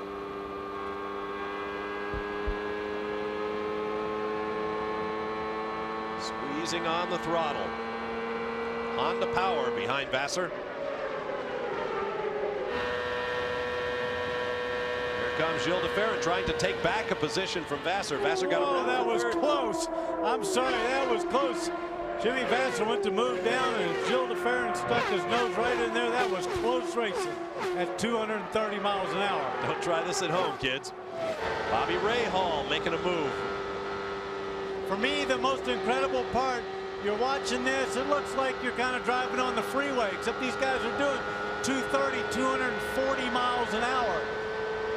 Well, when they get out of the car after a session and you see that 2,000-yard stare in the face of a driver, you know this is not going to get groceries. This is not for position, by the way. Scott Pruitt, just ahead of Bobby Rahal, runs in 11th place. Look out the back of Pruitt's car as Rahal begins to inch forward once again. Well, Rahal has company down low. Robbie Gordon going by. Gordon currently shown in 13th place. Lap speeds from lap 127. Ribeiro out front and pulling away. It's got to be a strange feeling for Robbie Gordon, having driven all season long in a 3,500-pound Winston Cup car, and to get into one of these little, 1,500-pound rocket ships. This is something of a home race for Robbie Gordon. Raised in Orange, California, the LA area. Made his name as an off-road racer. Now he is back in the kart series. Andre Ribeiro out front. A Lola in the hands of Adrian Fernandez in second. That is a story. We'll be back. Heavy traffic and high speeds. Covering a football field in less than a second. Close to 230 miles an hour. Andre Ribeiro leads the Kart World Series 500. Bob Varsha, Danny Sullivan, Gary Gerald, and Jan Bikas with you for the final stop of the 17-race PPG Kart World Series for 1997. That car in the left of your screen, that green, white, and red car just went out of sight there, is Fernandez, Adrian Fernandez, right there on your screen. And second in a Lola, which hasn't shown well all season long. Let's get more on Fernandez's situation with Gary. Well, you know, we've talked about the problems that Lola has had all year, Bob, and it's interesting. I found out just before the race that the folks in the wind tunnel back in England had really been working in the 3 off weeks since Laguna. They came up with a brand new underwing that was shipped. It was damaged in transit by one of the airlines. They made repairs to it, and the crew was almost elated this morning. It said it's the first real major fix that we've had all year. We love it, and it's the last race for this team with the Lola chassis, but he said it has made a world of difference, and obviously it's paying off big time. So some real encouragement from the Lola camp at long last. Well, it's the old good news, bad news thing. Good news, we got some of the problems sorted out. Bad news, there are no more races to run this year after this one. And you saw that side shot there when he passed Fernandez.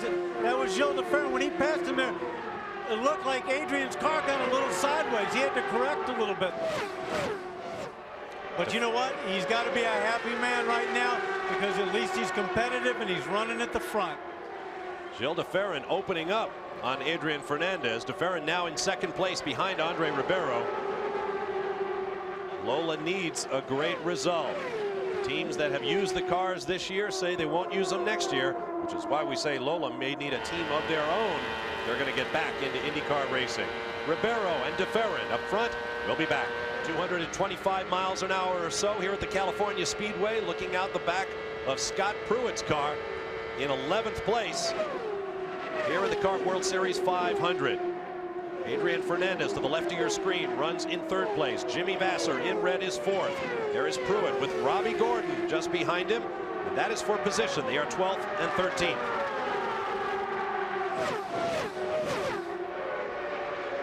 There's the view from our Honda Helicam.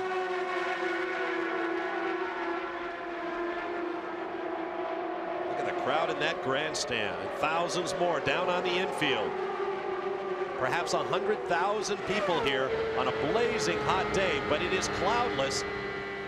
Mountain shining through behind the racetrack. Andre Ribeiro with the yellow nose leads. Gilles de Ferran right there in blue and white is second. Down to Jan Bikas. Arn Meyer has just been released from the medical center. First of all, you okay? Yes, I'm fine. I saw some ice on your hands. You have some bruises? It's just to be sure that I haven't tomorrow some headache or something like this. Now the crew thought maybe you got a little too low in turn number 3 and 4 because of other traffic. Is that what happened? No, I wasn't on the white line. I know that the white line is a dangerous line, and I only know it was slightly oversteer, and I wanted to try to stay down, but then I see Ari Luyendyk coming straight to me, and then I can't do nothing. Did you talk to Ari in the hospital? I didn't talk to him, but I saw him, and I think he's fine. Okay, well, that's good news for him and for you. You have a Lola chassis. Did you have the new parts that Fernandez has? He's running second. No, I have nothing. Well, that's too bad, but I'm glad you're okay. Okay, thank you very much. Hey, Bob, one of the things I'd like to point out, we've been talking about this tire situation, the blistering, everybody trying to do, to fix their tires with tire pressure and everybody. Let's look that Gilles de Ferran is now in second position. He looks like he's closing a little bit on Ribeiro, and he is on Goodyear tires. Jimmy Vasser just goes underneath Adrian Fernandez to take away 3rd place. Now on board with de Ferran. Goodyear tires on the 4 corners. Honda Power, Reynard chassis.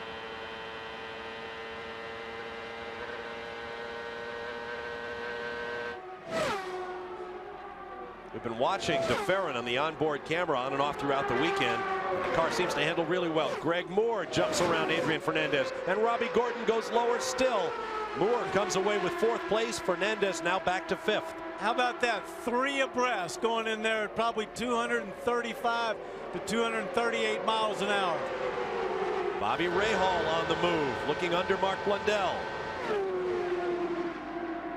Adrian Fernandez, look at his speed at the bottom of that box. 217 miles an hour. He is losing all kinds of speed. We have to be careful when we judge that speed, though, because that can be that they had that lap in traffic, although he looks like he's dropping back. Definitely. He is definitely off the pace, is Fernandez. He is in Firestone tires, so maybe he's got a blistering problem. Hope they don't try to tape his tires up. I used to do that in college. You can get an extra 100 miles or so out of a set. Mark Blundell goes around Adrian Fernandez for 5th place. As you watch Fernandez not able to keep the speed up at this point. His teammate is out front by 2.3 seconds over Gilles de Ferran. That gap has been increasing and decreasing by a couple of tenths with each lap.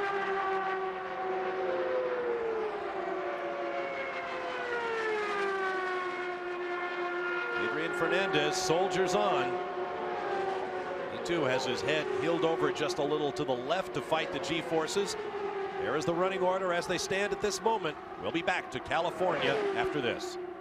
Now, for you NASCAR fans who had hoped to watch the Haynes 500 from Martinsville this morning, it was rained out. They will run it tomorrow morning, Monday at 11 a.m. Eastern Time.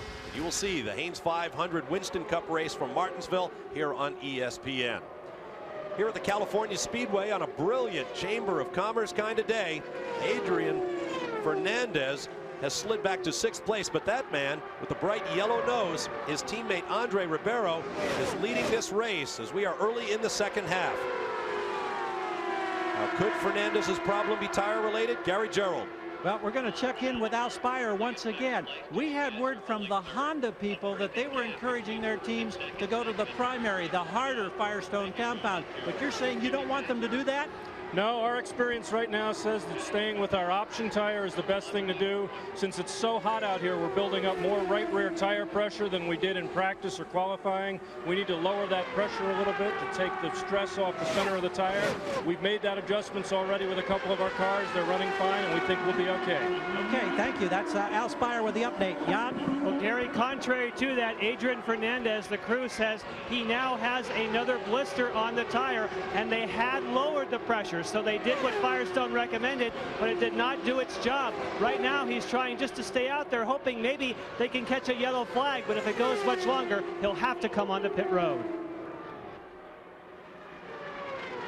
There is Andre Ribeiro, only the second race he has led this year. The other 500-mile race, the US 500 at Michigan. His best finish this year was a third on the streets of Toronto, Canada. 3 career victories, all of them oval track wins at Loudon, New Hampshire, Rio de Janeiro, and the '96 Michigan 500. In fact, Ribeiro has led every 500-mile race since he led the 1995 Michigan 500.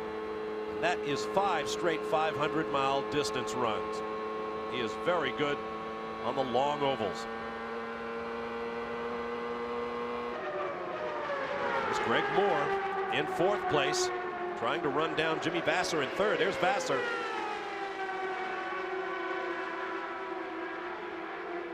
"27 cars started the race, 18 still in the running. Past the halfway point, Ribeiro leads in laps led. Keep in mind there's a bonus championship point for leading the most laps in a race. And every position in the championship except for 1st and 2nd is still up for grabs. Andre Ribeiro 14th in points, 16 points behind Bobby Rahal in 13th place, so he needs every point he can get. Plenty of side-by-side running here today. We didn't expect to see a whole lot of that here at Michigan. Number 1, because of the high speeds. 2, because the racing line needed to be developed around this track. Man, we have seen them wheel to wheel with lots of passing all afternoon to this point. We'll take a break and return. Honda's up front, Ribeiro and de Ferran. Vasser in 3rd. There you see 7th through 12th. Stay with us. The 1997 season has been very competitive. First-time wins by Greg Moore and Mark Blundell. You can catch all the action of the 1997 PPG Kart World Series campaign. Championship run by Alex Zanardi and more. Catch the 1997 Kart Rear View Mirror Show Sunday, October 12th, 3 p.m. Eastern, noon Pacific on ESPN. Adrian Fernandez is in, and look at that tire, Jan Bikas. Yes, that tells the story. First, he got the first round of blisters, tried to stay out on the racetrack, and you can see then he got the second row. Oh, he has a little problem, and he kills it. Well, sometimes when things start going bad, they go really bad. The starter is ready. It'll take just a few moments. Sometimes towards the end of a 500-mile race, the clutches don't work like they did in the beginning. Now he's out of here with some fresh tires. Big time blisters there. Greg Moore Gary Gerald. We're watching as the tires come off, and on the right rear we see a couple of small telltale spots, but nothing like we've seen before. This is running a little longer than usual. Now he lights it up. Only 29 laps for Adrian Fernandez on that last set of tires. Greg Moore goes back out with fresh ones.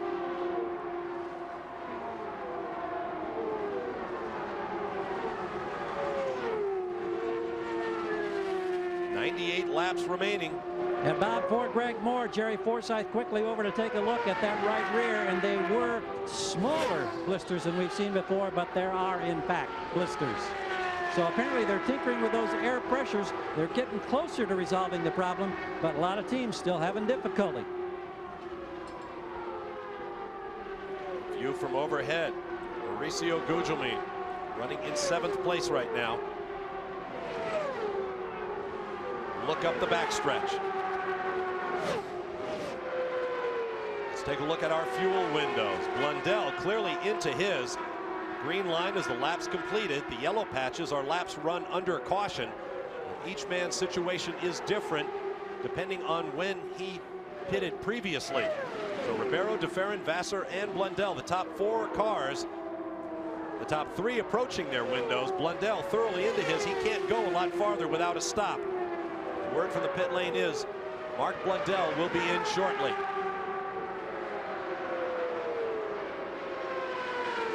He's slowing down coming off of turn 4 to come into the pits. He's in the pit lane right now. There is Blundell. See his head bobbing as he hits the speed limiter, the rev limiter that keeps him below the 60-mile-an-hour speed limit in the pits. Gary Gerald awaits him. We'll keep an eye on those tires. Well, we're watching. We're at the back of the car. Both of the rears come off cleanly. One of them comes over the wall right at my feet. It looks good to my untrained eye.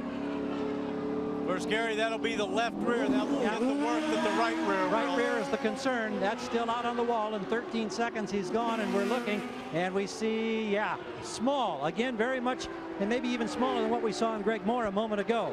So it's better, but there's still a problem. 39 laps on that set for Mark Blundell as he comes back out. Set of scuffed tires. Back onto the backstretch. 5-6 pit stops in a 500-mile race. Well, more on this occasion. We've seen a lot of early pit action, and everybody's schedules have had to be recalculated after lots of yellow flag laps to begin the day. On board with Jimmy Vassar, looking to make it 2 in a row at the end of the 97 season. Right now, he runs in 3rd. That picture tells you something about the air quality today here in the San Bernardino Valley. One of the world's most enduring symbols, the Goodyear Blimp Eagle, based in Carson, California, has been giving us our aerial pictures. 1997 marks the 72nd consecutive year that a Goodyear blimp has flown over a major sporting event. In other words, is to have Goodyear blimp here. Andre Ribeiro leads Gilles DeFerrin, Jimmy Vassar, Bobby Rahal, Christian Fittipaldi, and Mauricio Gugelmin, our pole sitter for today's Kart World Series 500. Piling up the laps. By far the leader in laps led thus far in this race. That puts him in line for a championship bonus point as he tries to catch Bobby Rahal for 13th in the season standings.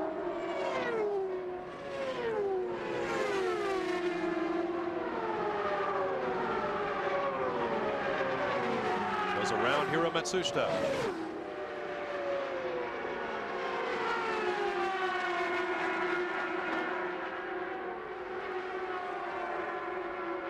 Check that. That was Dennis Vitolo having one of his better runs on a super speedway. Currently shown in 18th place.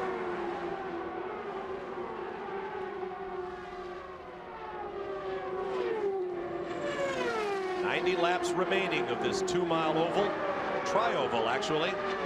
Let's check Andre Ribeiro's telemetry. Speeds slowing slightly in the corners, then climbing. Lateral G-forces actually pushing to the driver's right. Christian Fittipaldi at 60 miles an hour, the pit lane speed limit. Gary Gerould is there. We watch him roll in, glides right in perfectly to the spot. We're anticipating that they'll make a slight wing change. We believe they'll go up about a half turn on the front. That, of course, would happen after they change the tires. There's the turn on each side. He's on Goodyear's. 12.5 seconds. Christian Fittipaldi with a good top 5 run today is back out there. Bob, let me tell you something. When you've been running around 230, 240 miles an hour and you come down a pit lane at 60 miles an hour, you figure you can get out and walk faster than that car is going. Just reach out and slow the car with the sole of your shoe. Race leader Andre Ribeiro in. Gilles de Ferran takes over the point. And Bob, we're watching from the back of the car, and you can see there's a few small blisters on the right rear, but nothing like we've seen on some of the other cars. That could be the key to winning this. A little bit longer, 14.2 seconds, but remember, all the stops get longer when there's less fuel in the tank in the pits. Jan, for everybody at home, the reason why is those fuel tanks are not pressurized. They're gravity fed, so as there's less fuel in there, of course, there's less weight to force that fuel out.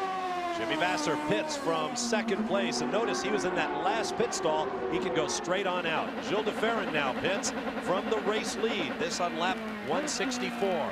13.9 second stop for Jimmy Vasser. I think we're going to be able to watch from the rear. The manual jack goes into place. The crew member lifts the rear end. Now he swings over and goes to work on the right rear. But Gary, one guy puts the jack down, another guy's going to release the jack. Yep, and they've done just that. He's got the fuel. Just under 15 seconds. Pretty smooth work by the Walker team. Isn't that amazing that those guys, they lose their jacks, their air jacks. They have to go to a manual jack, and they've got the pattern down and the routine down, just exactly what they're going to do. That's why these guys are so well prepared.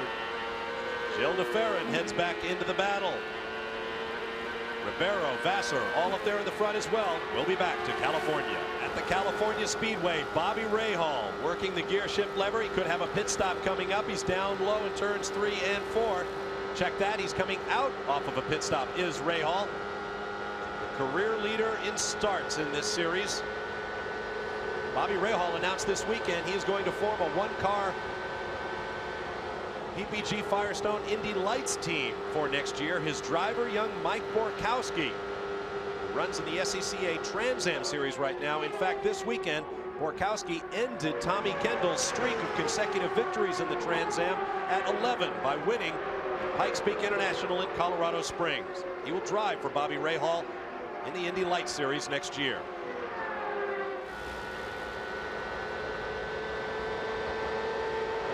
Rahal goes by Richie Hearn. Rahal currently shown in 7th place. Hearn in 17th. Middle of your screen in the blue, orange, and white cars, Mark Blundell shown in 5th place. Greg Moore on the right is 6th.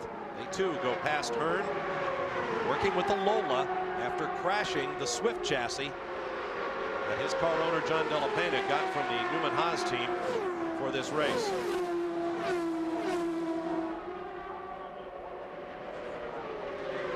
Look at those numbers. 228, 229 miles an hour for 3 hours.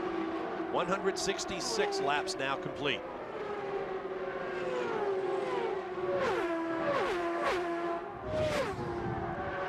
Average speed under green flag conditions thus far, 226 miles an hour. Now the record average speed for a 500-mile race is 189 miles an hour or so, set by Unser Jr. a couple of years back at Michigan. But of course, that was the total race time. We gave you the green race average because we had those early yellows that'll drop the average quite substantially. Do a little numbers crunching, see if we come up with a full race average. As you watch Rahal in white, then Blundell and Moore now running closer together than ever.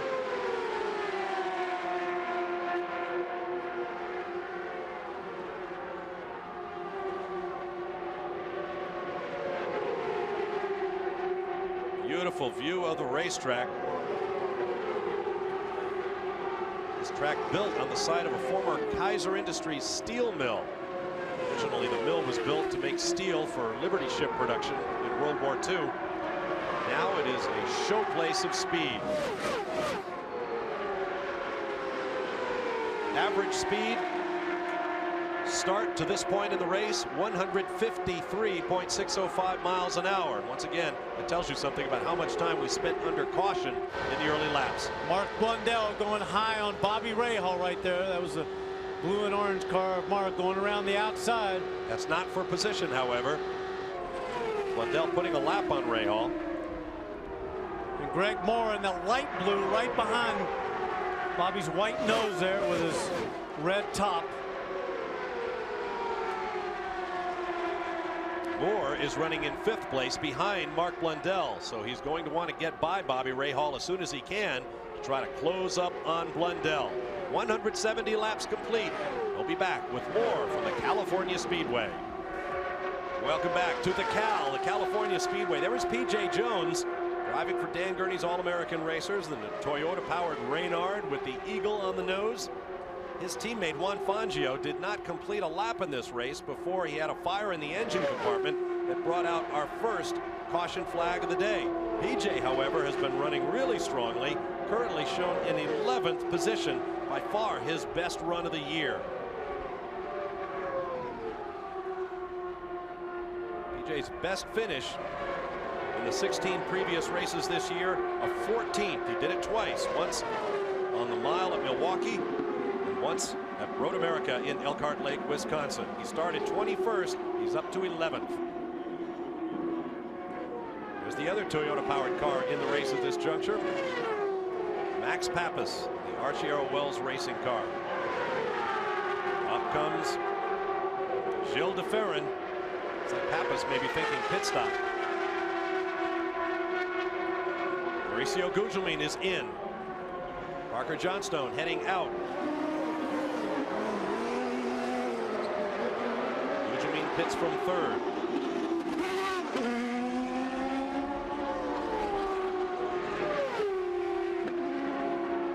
You see the intervals behind the leader. Ribeiro with more than 5 seconds on Gilles de Ferran in 2nd place.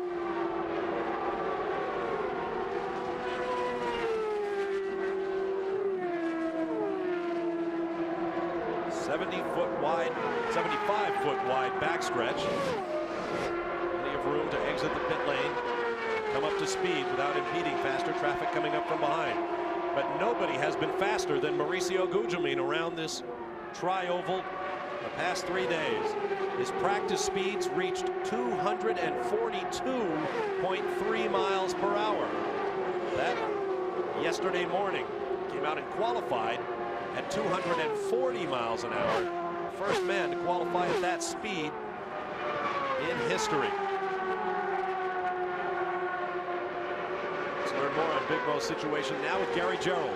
Bob, on that last stop, the right rear came off with very tiny, what I would characterize as tiny blisters on the right rear.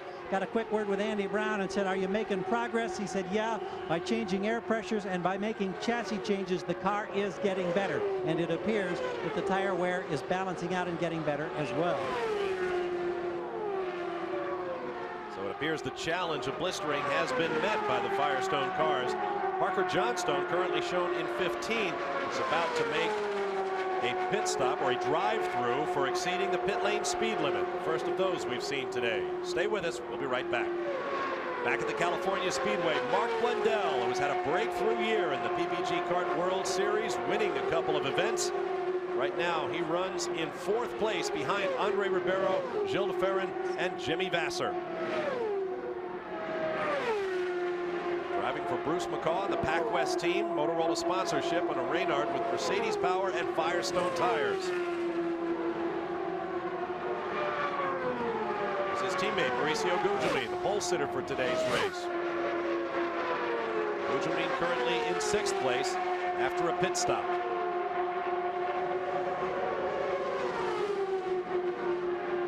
Let's give you the interval from Andre Ribeiro. There's Andre Ribeiro with the yellow nose on his car. Now we'll give you a shot of the gap back to the 2nd place car of Gilles de Ferran.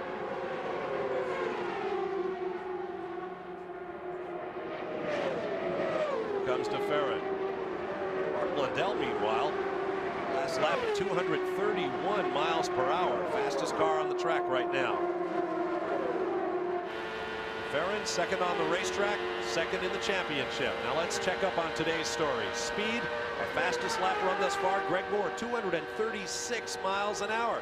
Keep in mind that qualifying speed record coming into this weekend was just a little bit faster than that. The heat, 101 degrees, and that is the air temperature. The track, the pavement alone, up around 140. We heard Firestone's Al Spire tell us earlier. That brand new track has yielded lots of side-by-side racing, plenty of passing. And in the points battle right now, Jimmy Vasser trying to hang on to third place. Looks like he might have a shot at doing that because the fourth place man in the points, Paul Tracy, crashed out of the race. As I mentioned, this man, Mauricio Gugelmin, will hold on to second in the championship no matter what, behind Alex Zanardi. Bob, one of the reasons why you're seeing some of the speeds come up at the later part of the race is that they run in sixth gear for most of the race to make sure they can make 500 miles. Then if they need the speed, they can downshift to fifth, turn a couple hundred more RPM, and then bring the speed up if they're trying to play catch up. Thanks, John. Let me correct myself. I'm talking about Gilles DeFerrin right there being second in the points. There you see how the battle for first has ebbed and waned. DeFerrin is closing in on Ribeiro, who had a nearly 6-second lead on him not too many laps ago. Car just ahead in white, young Brazilian rookie Walter Salles, spending his 27th birthday here at the California Speedway. They have been a little short on horsepower, not because they're using bad engines, but they just didn't have enough of them. The team in some financial difficulties. He got no laps at all on Friday, came out Saturday to qualify. Has run very, very few laps on the track. He was hoping to overtake the absent Patrick Carpentier for the Rookie of the Year championship. It appears he will not do that. Bob, that's one of the things we have to be careful of in 500 miles racing. You seesaw back and forth so much with your speed. Sometimes you're running strong, then you're in the middle of your run, your car will start pushing a little bit. You'll get in traffic, you'll lose a lot of ground. Then you'll find when the fuel load goes light, you're faster than everybody on the track, and it's the reverse. You really just got to keep playing with it through all this time and then make adjustments in your pit stop. And as we see, these guys are all fairly close together, and they want to be all very competitive and race to that checkered flag. Great view of Andre Ribeiro from our Honda Helicam. Mark on the outside, Blundell up high over Jimmy Vasser, looking for third place, and he takes it easily. Let's get more on our race leader with Jan. Well, we talked about the different gears that the guys use. We checked with the Tasman team. Our leader, Andre Ribeiro, is currently in sixth gear. Now, they wouldn't say that if they feel pressure from Gilles DeFerrin if they would go to fifth, but most teams use that option if they need it. I'd just like to explain something, Jan, there for you. Run two top gears. They're very close together, about 250 RPM. Ribeiro on the point. We'll be back in just a moment. Stand by for more from the Cal. Greg Moore heads for the pit lane. Harry Gerald awaits him. And Bob, it'll be interesting to see what those right rears look like this time. They have been making progress, it seems like, from the big blisters we saw earlier, much smaller last time by. Now the crew anticipates him. He comes in a little hot, has to lock the brake momentarily. No major problem. Oh yeah, big blisters are back. Big blisters on the right rear side. A double strip of them right in the middle. Watching the rest of the service. Waiting for all of that fuel. He's gone again. A 37-lap run for Greg Moore on his last set of Firestones. 61 laps remain. He'll have another pit stop to go. But obviously that's the mount that they want to run, so those blisters weren't bothering him that much. He lost a little bit of ground, but it wasn't terrible. Adrian Fernandez getting service. More Firestone tires going on there in the Tasman pits. Car lurches a little bit as he engages first gear. And Bob, this time there is no blisters on the right rear. There's blisters on the right front. So what they did was they made a chassis change, and now, of course, that made them lose front grip, so now they're blistering the front end. So it's not just the rear tires that could be a problem for Fernandez. Jimmy Vasser heads for the pit lane. That scoring pylon you see in the background is a new addition here to the California Speedway since the Winston Cup cars were here early in the summer. Vassar pitting from 4th place. This is on lap 190. 59 laps remaining. 10.8 seconds. And they make it look so ho-hum. Those mechanics didn't even look like they were hardly working. It was like, yeah, I'm changing the tire. No big deal. Mark Blundell pits from 3rd. Gary Gerald. Pac West team in action. And we see one telltale strip on the right rear. Here's another set of blistered tires. It's an optional set that's going on, just as Firestone Director of Competition Al Spire wanted. They keep tinkering with those pressures, but they haven't cured it here in the Pac West camp yet. Mark Blundell heads back out. The sun continues to beat down. Not a cloud in the sky here. San Bernardino Valley.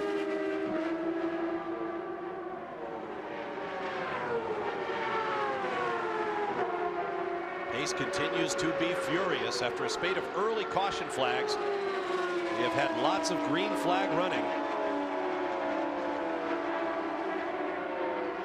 We haven't seen any whiff of a problem from any of the Goodyear tired cars yet. Gilles de Ferran runs in 2nd place to Andre Ribeiro. Jan Binkus. Andre Ribeiro is not able to talk to the pits right now, but he can hear them. So they just radioed to Andre, said, if your car is okay, wave when you go by. Well, he's doing 240 miles an hour down the front straightaway. The crew's not exactly sure if he's waving or not, but that's how they're communicating. Gary? I think we need to update the Goodyear tire situation. We've seen the problems here with the Firestone guys that they're working with in the right rear. Talked with Steve Orlando a short time ago for Goodyear, and he said, no, we've been good. They deliberately, as Jan reported early in the race, made the tire a little more durable, a little tougher than what they ran in the Michigan 500. And right now, Gilles de Ferran, Christian Fittipaldi, Bobby Rahal are their key guys on Goodyear's, and they're not reporting any problems. The amazing thing for me, Bob, is all this, we keep talking, they're all coming in with blistered tires, the Firestone runners, but there's only a couple of Goodyear runners in the top 10. We've got Gilles de Ferran in 2nd, Bobby Rahal in 4th, and Christian Fittipaldi in 6th. The rest are Firestone runners. The race leader, Andre Ribeiro, right there, has 33 laps on his current set of tires. He has a pit stop coming as well. Stay with us.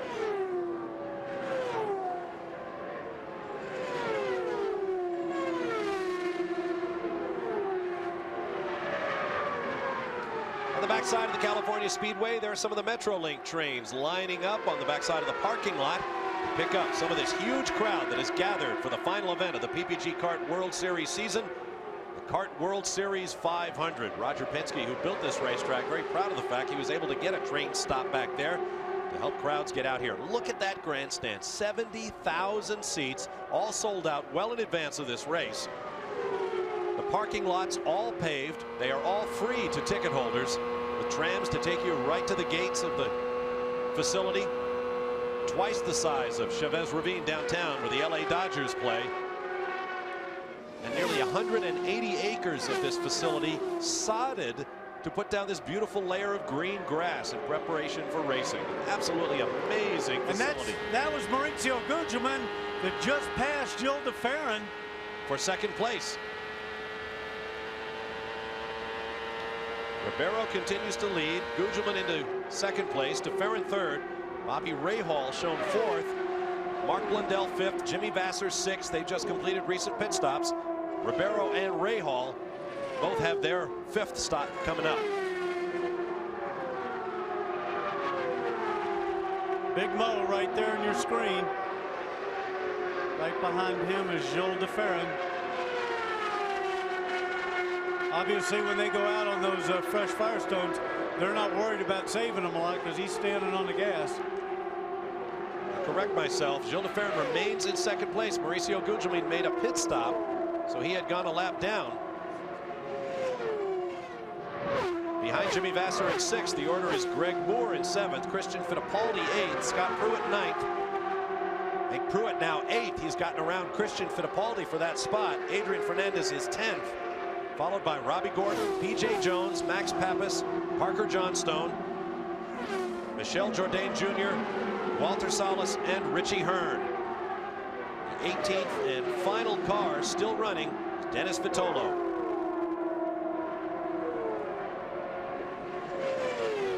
There is Big Mo.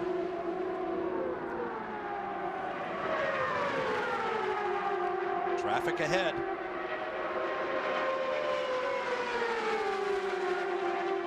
Well, all credit to Bruce McCaw. They have really turned the Pac West team around. The first team and one of only 2 teams this year to produce wins with both of their drivers.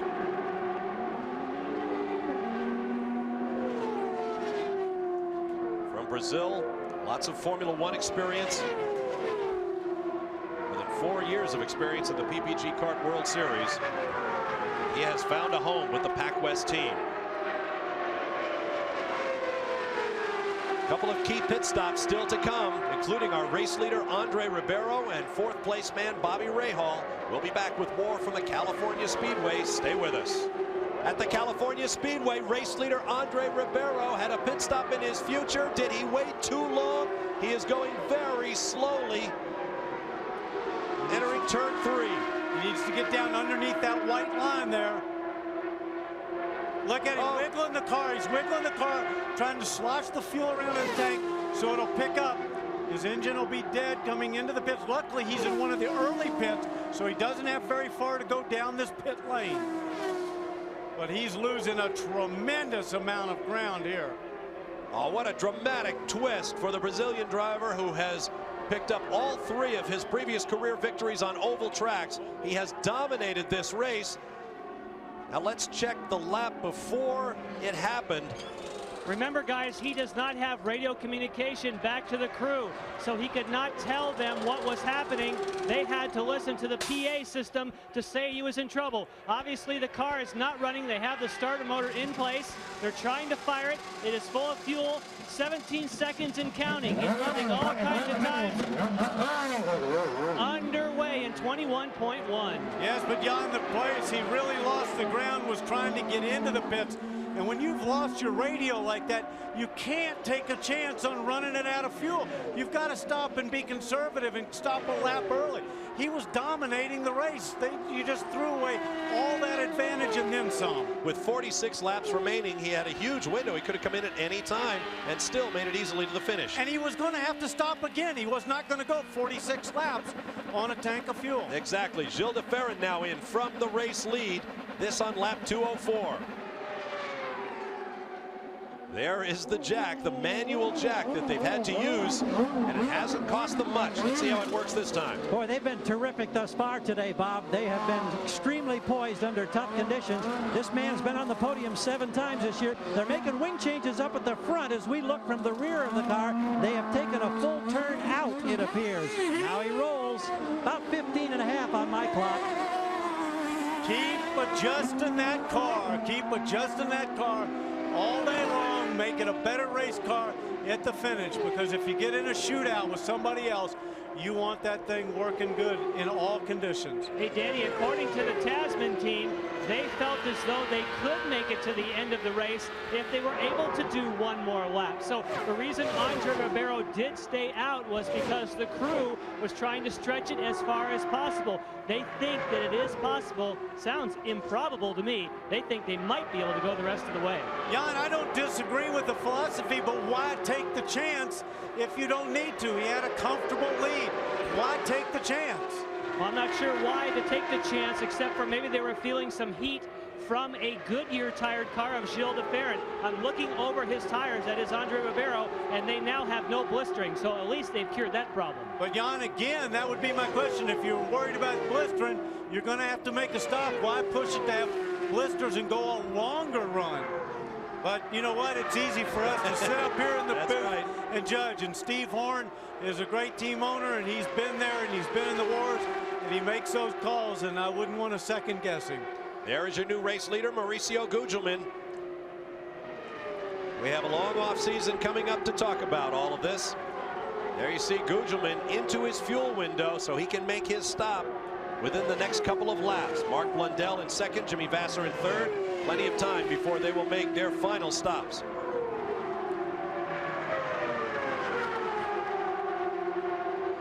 Mauricio Gugelmin on the race lead after a dramatic miscalculation by the dominant car of the race thus far, driven by Andre Ribeiro.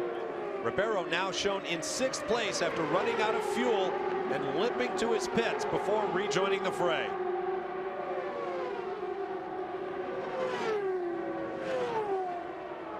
Mauricio Gugelmin last pitted on lap 174. We are now working lap number 209. As the Pac West team tries to work their magic once again. It's hard to overstate how important this last race of the year is. Oh, Andre Ribeiro is parked up against the wall. And it doesn't appear that I see a wing on the rear of that car. No, it's been knocked down. Not quite against the wall, but he has obviously hit one. And this is going to be a big shot in the arm for Pac West. They can now make their pit stop under the yellow. It's on the back side. The kart safety team spraying some extinguisher in there. Oh, what a terrible, terrible break for Andre Ribeiro. Well, his reaction tells you exactly how he feels. I am down with the crew, and they reminded me that he had no radio, so they do not have any information from Andre Ribeiro, but we'll check on the telemetry to see if that gives us any indication. Here's our 5th full course caution. Let's see if we can see what happened to Andre Ribeiro. Oh, he was way up high. I see him way up high in the gray.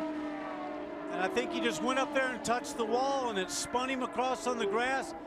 He's going, please stop. Whoa, pretty good size hit right there. But luckily out of harm's way. He was way up in this area up here at the top. See him way up in the gray. Way up at the top of your screen. Oh, he almost had it saved. Dirt. Tried to turn it back down. Boy, he was lucky. He came right across the track in front of that car. Meanwhile, we are under yellow. Race leader Mauricio Gugelmin heads for the pits, and Gary Gerald is there. Yeah, this yellow is really fortuitous for Big Mo. He comes in now, and the crew immediately springs into action. A whirlwind of cars going by as the pit's been open. All the front runners that are at this end looking for service. Tires look pretty good from what we see on this time. There goes Gugelmin, and as we eyeball the tire out there on the wall, for the first time we may be seeing a little tiny bit of a blister on a front tire. So they keep tinkering with the chassis, and yeah, we got a little tiny one on the front. Gilles de Ferran beat Mauricio Gugelmin back out of the pits. Well, you know what this is setting up for? Everybody's adjusting their car. They're all going to have a full tank of fuel. They're all going out. We don't have that many laps left, and they are going to have a nice shootout for the end of this 500-miler. 39 laps remain, and they will be done at top speed as Andre Ribeiro's car goes on the hook. His race is over. We'll be back in a moment. We are under yellow. Gilles de Ferran is the race leader. It's an end-of-term race weekend, and some of the drivers had an opportunity to relax outside of their cars. Let's take a closer look. This season-ending weekend in Southern California has been a busy one. Thursday night at the local Malibu Speed Zone, Unser Jr., Jimmy Vasser, and Brian Herta joined a few Hollywood celebs and media types for some karting fun, and it was fun. Among the many amenities here at the Speedway is a par 3 golf hole that hosted a closest to the pin contest in the Thursday rain. There's P.J. Jones, who was closest among the drivers, while our own RPM Tonight's Gavin Bodell won among the media. But the big prize of the weekend went to Brian Herta, who won a key to a new Mercedes E420 Sport in the annual Pole Award giveaway. And when Brian Keys started the car, it became his new ride for keeps. He immediately informed the crowd that he had just ordered a new Mercedes from his boss, Bobby Rahall's new dealership. And I made Brian Herta an offer, but he didn't take it. Such is life. The race order as we prepare to go green in one lap: Gilles de Ferran, Mauricio Gugelmin, Mark Blundell, Jimmy Vasser, Greg Moore, Bobby Rahal. There you see our field summary. Well, let's also not forget that the Gilles de Ferran's up front on Goodyears. The other guys are on Firestone. I don't think they're as worried about those blisters as everybody else seems to be. I know they go away at the end of the run, but they are not going to be concerned about it at the beginning. You see the cars out of the race. Michel Jourdain's great run ended a few laps ago. He parked it in the pit lane. Tough break for him as well, but perhaps not as tough as the one suffered by Andre Ribeiro, who led a ton of laps, made a pit stop after running out of fuel, got back out on the track, got up under the gray area, almost had the car saved, and wound up tagging the wall on the inside at a pretty good lick. So the green flag is in the hands of kart flagman Jim Swintal. We expect to get underway, and there will be 35 laps remaining when we restart. The first 5 cars in the running order are nose to tail on this restart. This could be a very interesting turn 1. Gilles de Ferran will dictate the pace. Mauricio Gugelmin makes a bit of a run. Mark Blundell in 3rd, coming up to speed. Jimmy Vasser is going to start from a little further back. The man with his hand on the trigger is Gilles de Ferran as they come down to the line. Gugelmin immediately attacks. It looks like Mauricio Gugelmin timed it perfectly and rockets past into the lead. Vasser goes around Blundell for 3rd place. And here comes Greg Moore on the charge to get Mark Blundell.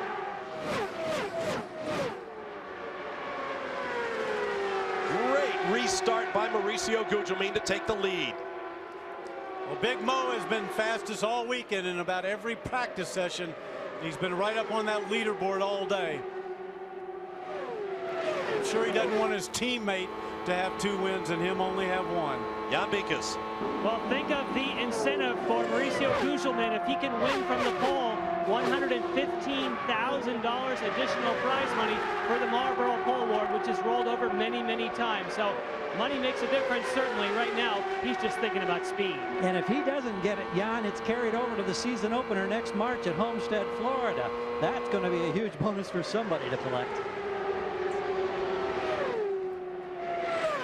Mauricio Gugelmin will also continue to climb the championship standings, and that could mean another big chunk of change to him at the awards banquet coming up October 25th here in the Los Angeles area.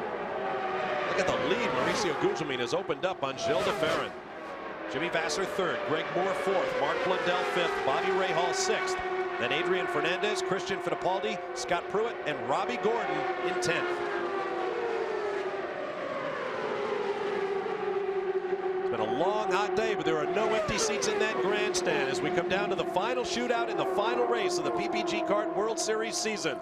We'll take a break and return. The crowd coming to its feet for the last 30 laps. This should be great stuff.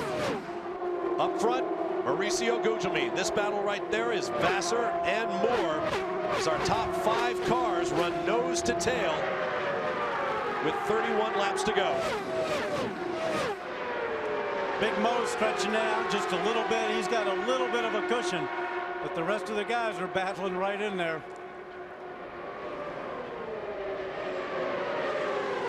Side by side, here comes Greg Moore down low and takes the spot. That's 3rd, dropping Vasser to 4th.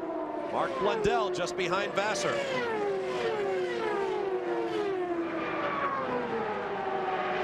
So Greg Moore is on a charge.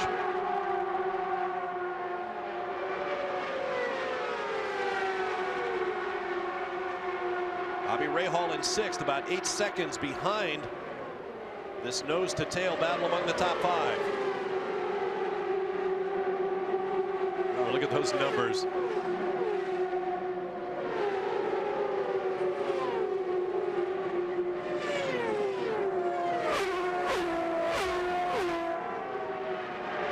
Gugelmin, Ferran, Moore, Vasser, Blundell.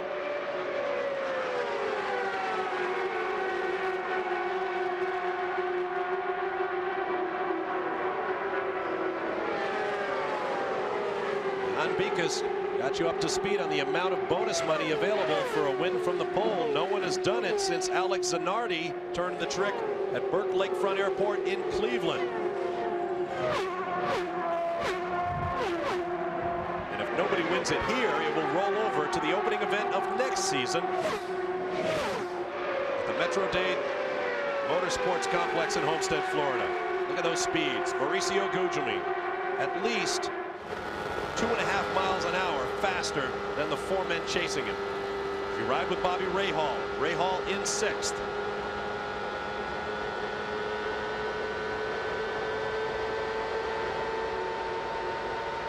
Bob, you may have mentioned the fact that for Mauricio Gugelmin, much of this weekend, not only has he been consistently the fastest man, but he spent a lot of time trying to stay clear of traffic so that he could have big numbers in terms of speed while running by himself. Clearly, that's the case right now, and he's looking real good as we start moving toward the final miles here at Fontana. On board with Christian Fittipaldi.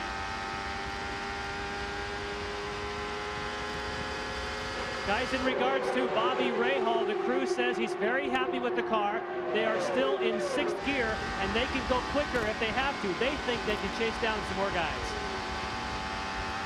Well, he better not wait too long, because those guys aren't waiting for him, and he's about a half a lap behind, and there's not that many laps left. 26 laps remaining in the 1997 season. Mauricio Gugelmin. All of his pole positions and his lone win in the series have come this year. Can he pick up another one here today? What a season it would make it for the Brazilian. Now makes his home in Florida. He has opened up a lead of 3.3 seconds over second place man Gilles de Ferran. Here comes the battle for second. Greg Moore just blew by him. He had a great run off of 3 and 4, and just he didn't wait even for a draft there. He tucked in and was gone. So Moore continues to roll. Started 6th. Now here's Jimmy Vasser closing up on Gilles de Ferran. Gugelmin still clearly the fastest car on the track.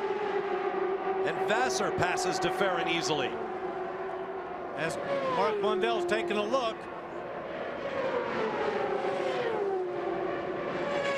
There is Gugelmin, the leader. Here comes Moore in second. Vasser third. De Ferran about to be taken for 4th by Mark Blundell. De Ferran just not able to hold the speed of these closing laps. Is that the Firestone tire working better at this stage? Well, if it is, congratulations to the team of Firestone engineers who got that blistering problem worked out. The Firestones have always done better in hot temperatures. We've certainly seen those today. We thought they might be too hot for a while, but they appear to have gotten things worked out.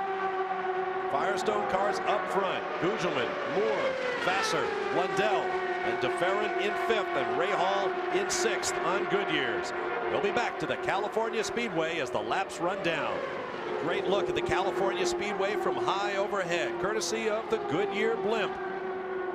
The Blimp Eagle, based in nearby Carson, California, has been giving us our aerial pictures all day. The 72nd year for Goodyear blimps flying above major sporting events. Hard to believe, 72 years. On the racetrack, to be quite honest, Goodyear's tires are having a less exemplary afternoon. There is Mauricio Gugelmin. Competitors from Firestone are on the cars running 1st, 2nd, 3rd, and 4th. The gap has come down a little bit. Mauricio Gugelmin to the 2nd place car of Greg Moore. And Bob, as we move toward these final laps, just checking with Derek Walker for Gilles de Ferran, who I believe is in 5th place now. Car has gone just a little bit loose, and so that's what they're having to chase. I don't know if that's something on just this last particular set of tires or not, but they did make a front wing change, remember, on that last stop. Maybe it's not working the way they hoped. There is Greg Moore. Firestone looking to complete a sweep of the 500-mile races this year. Alex Zanardi won the US 500 at Michigan. Right now, Mauricio Gugelmin right there. The red, white, and blue car with the yellow helmet. Under fire now from Greg Moore, who comes rushing up from behind. Big Mo looked like he got slowed in traffic, and Greg Moore wanted to go back, couldn't do it, but look at him now. Right up. He just smoked him. Look at this. He's just pulling away. I'm not so sure Big Mo doesn't have a problem. He is down low there. It's Richie and Hearn. He stays down low. Big Mo is coming into the pits. Mauricio Gugelmin at top speed. Now he hits the limiter and slows to 60 miles an hour. Heading for his pits. Problems for another race leader. Greg Moore sweeps into the lead. And soon you'll be able to count the laps remaining on the fingers of both hands. Mark Blundell. Well, more problems for Gugelmin. They've stalled the engine as he tried to get away after getting the service complete. They're still waiting to get it fired. Oh, this is huge. Gary, do we know why he stopped? No, it just came on the run, Danny. I don't know what the problem was. It was unexpected. I'll try to find out. Gugelmin running, heads back out on the track, but he has lost all kinds of time. Greg Moore leads Jimmy Vasser, Mark Blundell, Gilles de Ferran, and Bobby Rahal. And it was another blistered right rear, pronounced big, deep blisters. That was the problem. The handling was just totally going away for Gugelmin. Well, that then raises a question, Gary, are the Firestone runners, as this run goes on, all going to have the same problem at the pace they're running? That's a very good question, one that obviously we can't answer. That was still an option tire that was on that set for Gugelmin, so that was according to the wishes of Al Spire that they continue to work. Looked like they were getting the problem solved, but clearly not in this set.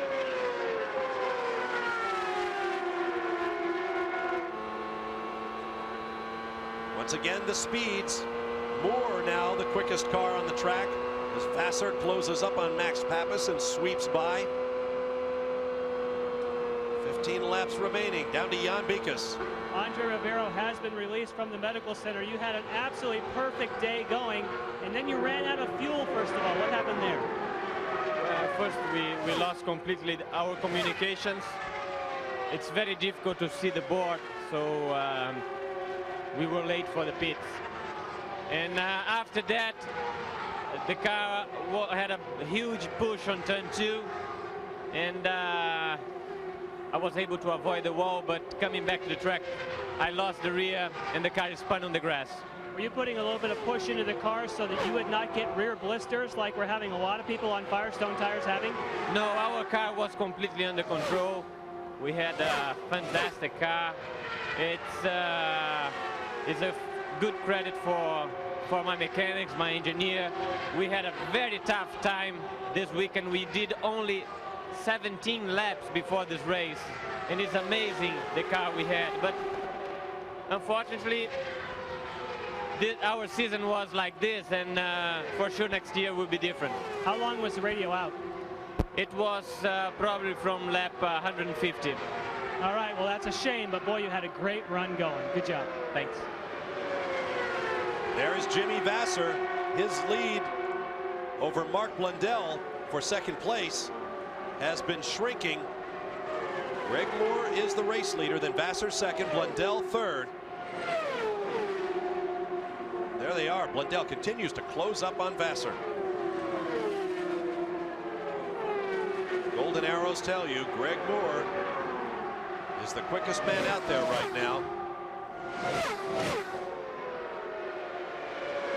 Word from the officials is Christian Fittipaldi will receive a black flag.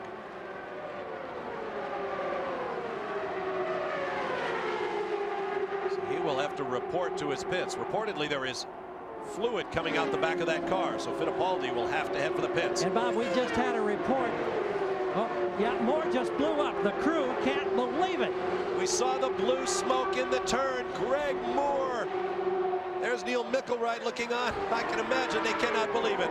And now there are flames from the back of the car as Greg Moore had it in his hands with 11 laps remaining, and it all went away. And now Mark Blundell has gotten around Jimmy Vasser, so Blundell becomes the race leader, looking for his third win of the year. But Vasser is right there looking for his second. 10 laps to go.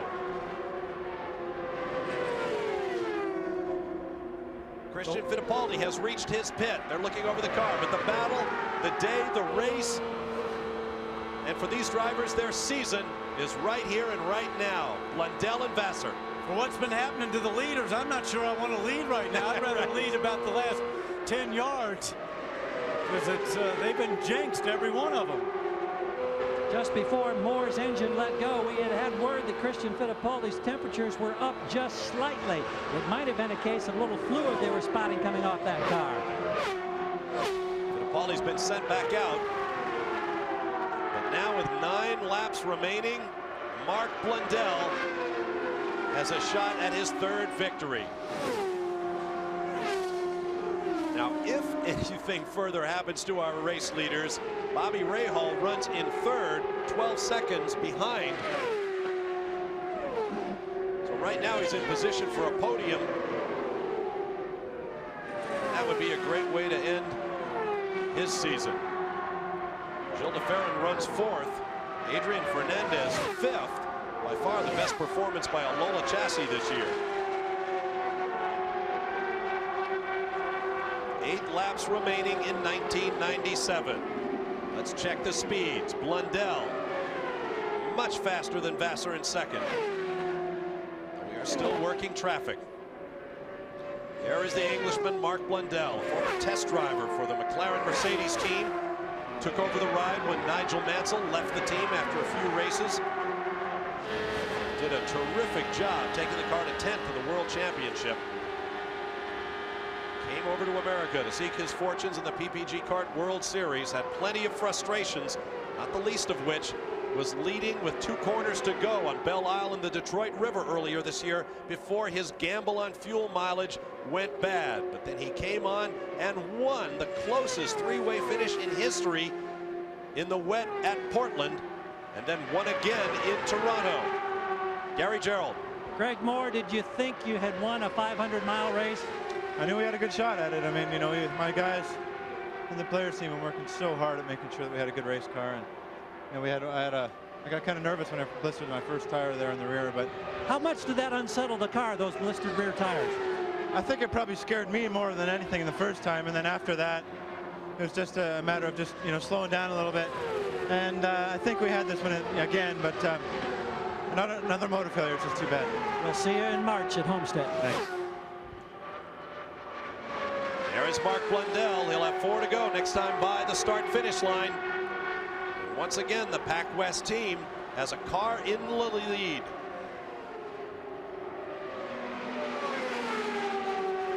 Bobby Rahal has made a splash-and-go stop. Now all the crews can do is watch and wait.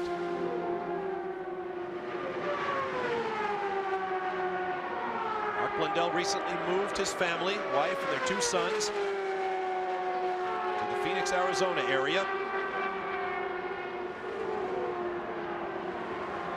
Putting down roots in America. Now looking for his 3rd victory of the year. There is the green race average, 223 miles per hour. The overall race average, just over 165 miles per hour. 3 laps to go for Mark Blundell. And there is Jimmy Vassar, still holding on in 2nd place. What a run he has had recently. 2nd at Vancouver, a winner at Laguna, and now 2nd here in the Kart World Series 500 in Fontana.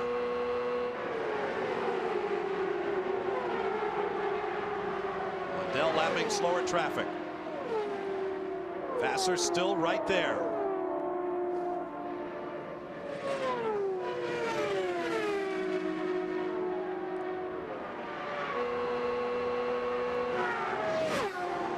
Into turn 3.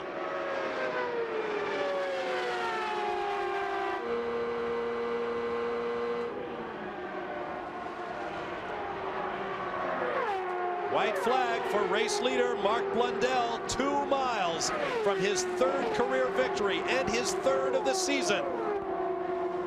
Vassar still in 2nd, now less than a second behind, but I don't think there's enough time remaining.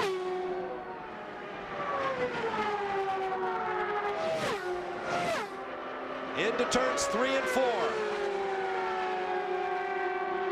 What a story this Pac West team has been this year. And now the thousands of man hours and all the travel and all of the tribulation are worth it. Victory for Mark Blundell, his 3rd of the year, the inaugural winner of the Kart World Series 500 at the California Speedway. His 1st win on an oval, his 1st at the 500-mile distance, the 4th win for the Pac West team this year, and the team's 1st on an oval. He also brings victory to the Reynard chassis, Mercedes-Benz engine, and Firestone tires. 13th win of the year for Firestone, and they worked for it today. We'll take a break and return to the California Speedway as the off-season begins here in Fontana. Stay with us. Here at California Speedway, the off-season has finally begun as Mark Blundell comes through to win the Kart World Series 500, his third of the year. He's standing by with Gary Gerould. Mark Blundell, a storybook year, has come to a dramatic conclusion. But the thing I'm wondering about, Jimmy Vasser unhappy about the fact that there was no yellow when Greg Moore blew the motor. Were you surprised by that? Not really, because, you know, to be honest, Greg went very high up into the gray. He blew the engine. I was on the radio immediately when the flames came out, and it didn't really drop any oil as such. It just blew its ends and like flames come out, and Greg took it up high and took it out of the way. The race was still going. I checked, there was no yellows, confirmed on the radio, and we were gone. Did you have any problems today, because we saw so many of the guys with Firestone blisters on the right rear, unsettling the handling characteristics of your car? We had a few problems, but you know, I think, as you say, it was just one of those situations. The track was very hot today, but overall the tires are still great, still consistent, and they got us to the checker flag. That's what counts. What does it feel like to be a 500-mile winner for the first time in your career? It feels fantastic. You know, we did road course, street course, now we've done a super speedway. You know, and with the Packwest Motorola car, we're really looking forward to 98. And the inaugural one at that. Congratulations. Thank you very much. Congratulations indeed. Here are the final standings. Mark Blundell over Jimmy Vasser. A great run for Adrian Fernandez. His previous best finish this year was an 8th place. And as we page down through the finishers, note Robbie Gordon, a great one-off run in 8th place here in his first 500-miler in one of these cars in quite a long time. Heartbreak for Michel Jourdain and for many other drivers who went out early. All in all, there were 15 lead changes among 8 drivers. The final margin of victory, 0.8 of a second. The only 2 cars on the lead lap at the end were winner Mark Blundell and second place Jimmy Vasser. Now, you heard that Gary said a moment ago Jimmy Vasser was not happy with the outcome. Let's learn more now. Jan Bikas has Jimmy Vasser. Jimmy Vasser, 500 miles. Boy, I know that you are whipped. Did you really think he had a shot there at the end? Well, when Moore blew his engine, for sure, you know, we always go yellow on something like that. You don't know if there's oil or whatever, so I got out of it, just like everybody else did. And thinking it was going to go yellow, he looked like he was going to crash. Blown engine. I feel that the officials took this one from me. I had no problem with Blundell when he was behind me, and I'm very disappointed, although I'm happy for Mark. He did a good job, but I think they made a huge mistake that cost me the win. What was the mistake? Well, Moore blew an engine and it's flame and smoke and high, getting ready to crash, and they don't go yellow. Do they know there's no fluid up there? Okay, obviously a yellow flag would make a big difference. They chose not to. Obviously, Jimmy. Yellow for little debris, but they didn't go yellow for a huge blow up that time. I don't understand. All right, well, why don't you take it up with Wally? Thanks. Welcome back to the California Speedway, where the off-season of 1997 has now officially begun. Mark Blundell picks up his 3rd career victory in the 17th and final race of the PPG Kart World Series season, the Kart World Series 500. He's standing by in victory lane with Gary Gerould. Mark Blundell, a storybook year, has come to a dramatic conclusion. But the thing I'm wondering about, Jimmy Vasser unhappy about the fact that there was no yellow when Greg Moore blew the motor. Were you surprised by that? Not really, because, you know, to be honest, Greg went very high up into the gray. He blew the engine. I was on the radio immediately when the flames came out, and it didn't really drop any oil as such. It just blew its ends and like flames come out, and Greg took it up high and took it out of the way. The race was still going. I checked, there was no yellows, confirmed on the radio, and we were gone. Did you have any problems today, because we saw so many of the guys with Firestone blisters on the right rear, unsettling the handling characteristics of your car? We had a few problems, but you know, I think, as you say, it was just one of those situations. The track was very hot today, but overall the tires are still great, still consistent, and they got us to the checker flag. That's what counts. What does it feel like to be a 500-mile winner for the first time in your career? It feels fantastic. You know, we did road course, street course, now we've done a super speedway. You know, and with the Packwest Motorola car, we're really looking forward to 98. And the inaugural one at that. Congratulations. Thank you very much. Congratulations indeed. Final results, Mark Blundell over Jimmy Vasser. A great run for Adrian Fernandez, driving a Lola to 3rd place. His best previous performance this year was an 8th. Mauricio Gugelmin finished behind him. Bobby Rahal made a late splash for fuel. Great run for Robbie Gordon in a one-off in the last race of the year. He hasn't run a 500-miler in these cars in quite a while. All in all, 15 lead changes between 8 drivers. The final margin of victory, just 0.8 of a second, and 2 cars on the lead lap at the end. Those 2, of course, Mark Blundell and Jimmy Vasser. Now, you heard Gary mention earlier that Jimmy Vasser was not entirely satisfied with the end of the race. Let's see if we can learn more about that now. Here's Jan Bikas. Jimmy Vasser, 500 miles. Boy, I know that you are whipped. Did you really think he had a shot there at the end? Well, when Moore blew his engine, for sure, you know, we always go yellow on something like that. You don't know if there's oil or whatever, so I got out of it just like everybody else did. And thinking it was going to go yellow, he looked like he was going to crash. Blown engine.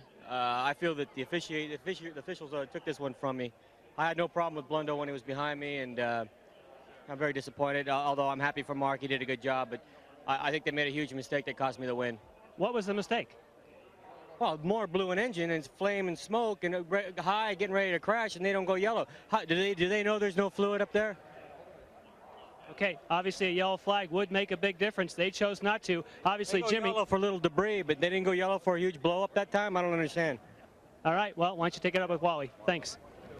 So much frustration for Adrian Fernandez this year, dealing with a chassis that didn't want to respond, but I understand you got a new underwing from the Lola folks that made all the difference in the world. It did. The car was more stable under traffic, and everything was much better. I'm so pleased. You know, it was a hard year, but this is the best prize that we can ever get. It's been very hard, and I'm glad for all my team, Firestone, Honda. They gave us a great combination, and for last, a lot of work for the last race. Tell us about the conditions today, because so many teams were having tire problems along the course of the way. I have some blister, but not as much maybe as other guys, and we managed to recover at the end, made a great pit stop, and we managed to keep it there. It was very hard, very hot. They're taking this man to the podium. Enjoy it. Great run for Adrian Fernandez. It's time to start wrapping things up.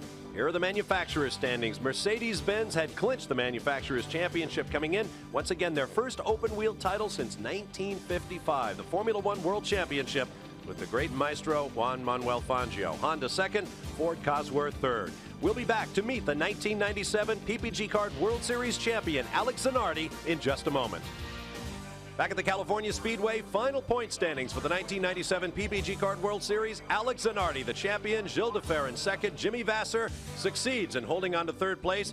Mauricio Gugelmin finishes fourth, Paul Tracy fifth, and there you see the rest of the top 12. Now let's meet our champion. He's standing by with Jan Bikas. This is Alex Zanardi. Alex Zanardi is also down here in Victory Circle. I know you wanted to drive. You've got to be happy for Jimmy, but what's it like being on the sidelines? That was a great race to watch. Terrible. I never sweat so hard in my whole life, and I was obviously rooting for both Jimmy and Ari. Number 4 Target Chip Ganassi racing car was pretty unlucky this weekend, and I'm glad that Ari is okay. I know he's been better than that, but he's okay. And Jimmy had a tremendous run. He's a great driver, and I was just telling him that the number 1 sticker is going to be very proud to be sitting on his car, but he had some bad luck, and it's a shame. Let's talk about that number 1 sticker. That is now officially yours. You won it in Laguna, but the season is over. You're the champ. What does it feel like? It feels good, but it's not 98 yet. It's great, and this year has been great for the old Target Chip Ganassi Racing, in particular for me. I had a lot of success. I enjoyed a lot of beautiful moments with my mechanics. They're great friends, and we did a lot of goods together. And you know, having a teammate like Jimmy Vasser, it made everything much nicer and much more enjoyable. So I'm looking forward to have another good season like that. Congratulations. Thank you. Well, Alex Zanardi is not only the champion, he is last year's Rookie of the Year. That title goes this year to Patrick Carpentier, who was not here to race, but he wins the title. Gary Gerould is with Bobby Rahal. Bobby Rahal, you end up a top 5 player in a 500-mile race. You've experienced an awful lot of these. I know it was awful hot today. Were the conditions tougher than maybe normal? To be honest, I didn't think they were that bad. You know, I think you kind of get up to a temperature in the car, no matter how hot it is or cold outside, you kind of stay at it. But the pace was hard. There was not many yellows, and you know, struggled with the car to get the setup on each fuel run. And that last stop there, you had to come in to get topped off with fuel. I guess that's the one that may have hurt you the most, but I guess there's nothing you can do about that situation. We got lapped early on, and we just couldn't get it back. Got back on the last lap, on the same lap, but I had to, you know, we were 5 laps from going the whole way. You know, we got past Defer and almost caught Gugelmin, but just ran out of time. Top Goodyear finisher, Bobby Rahal. All right, thank you, Gary.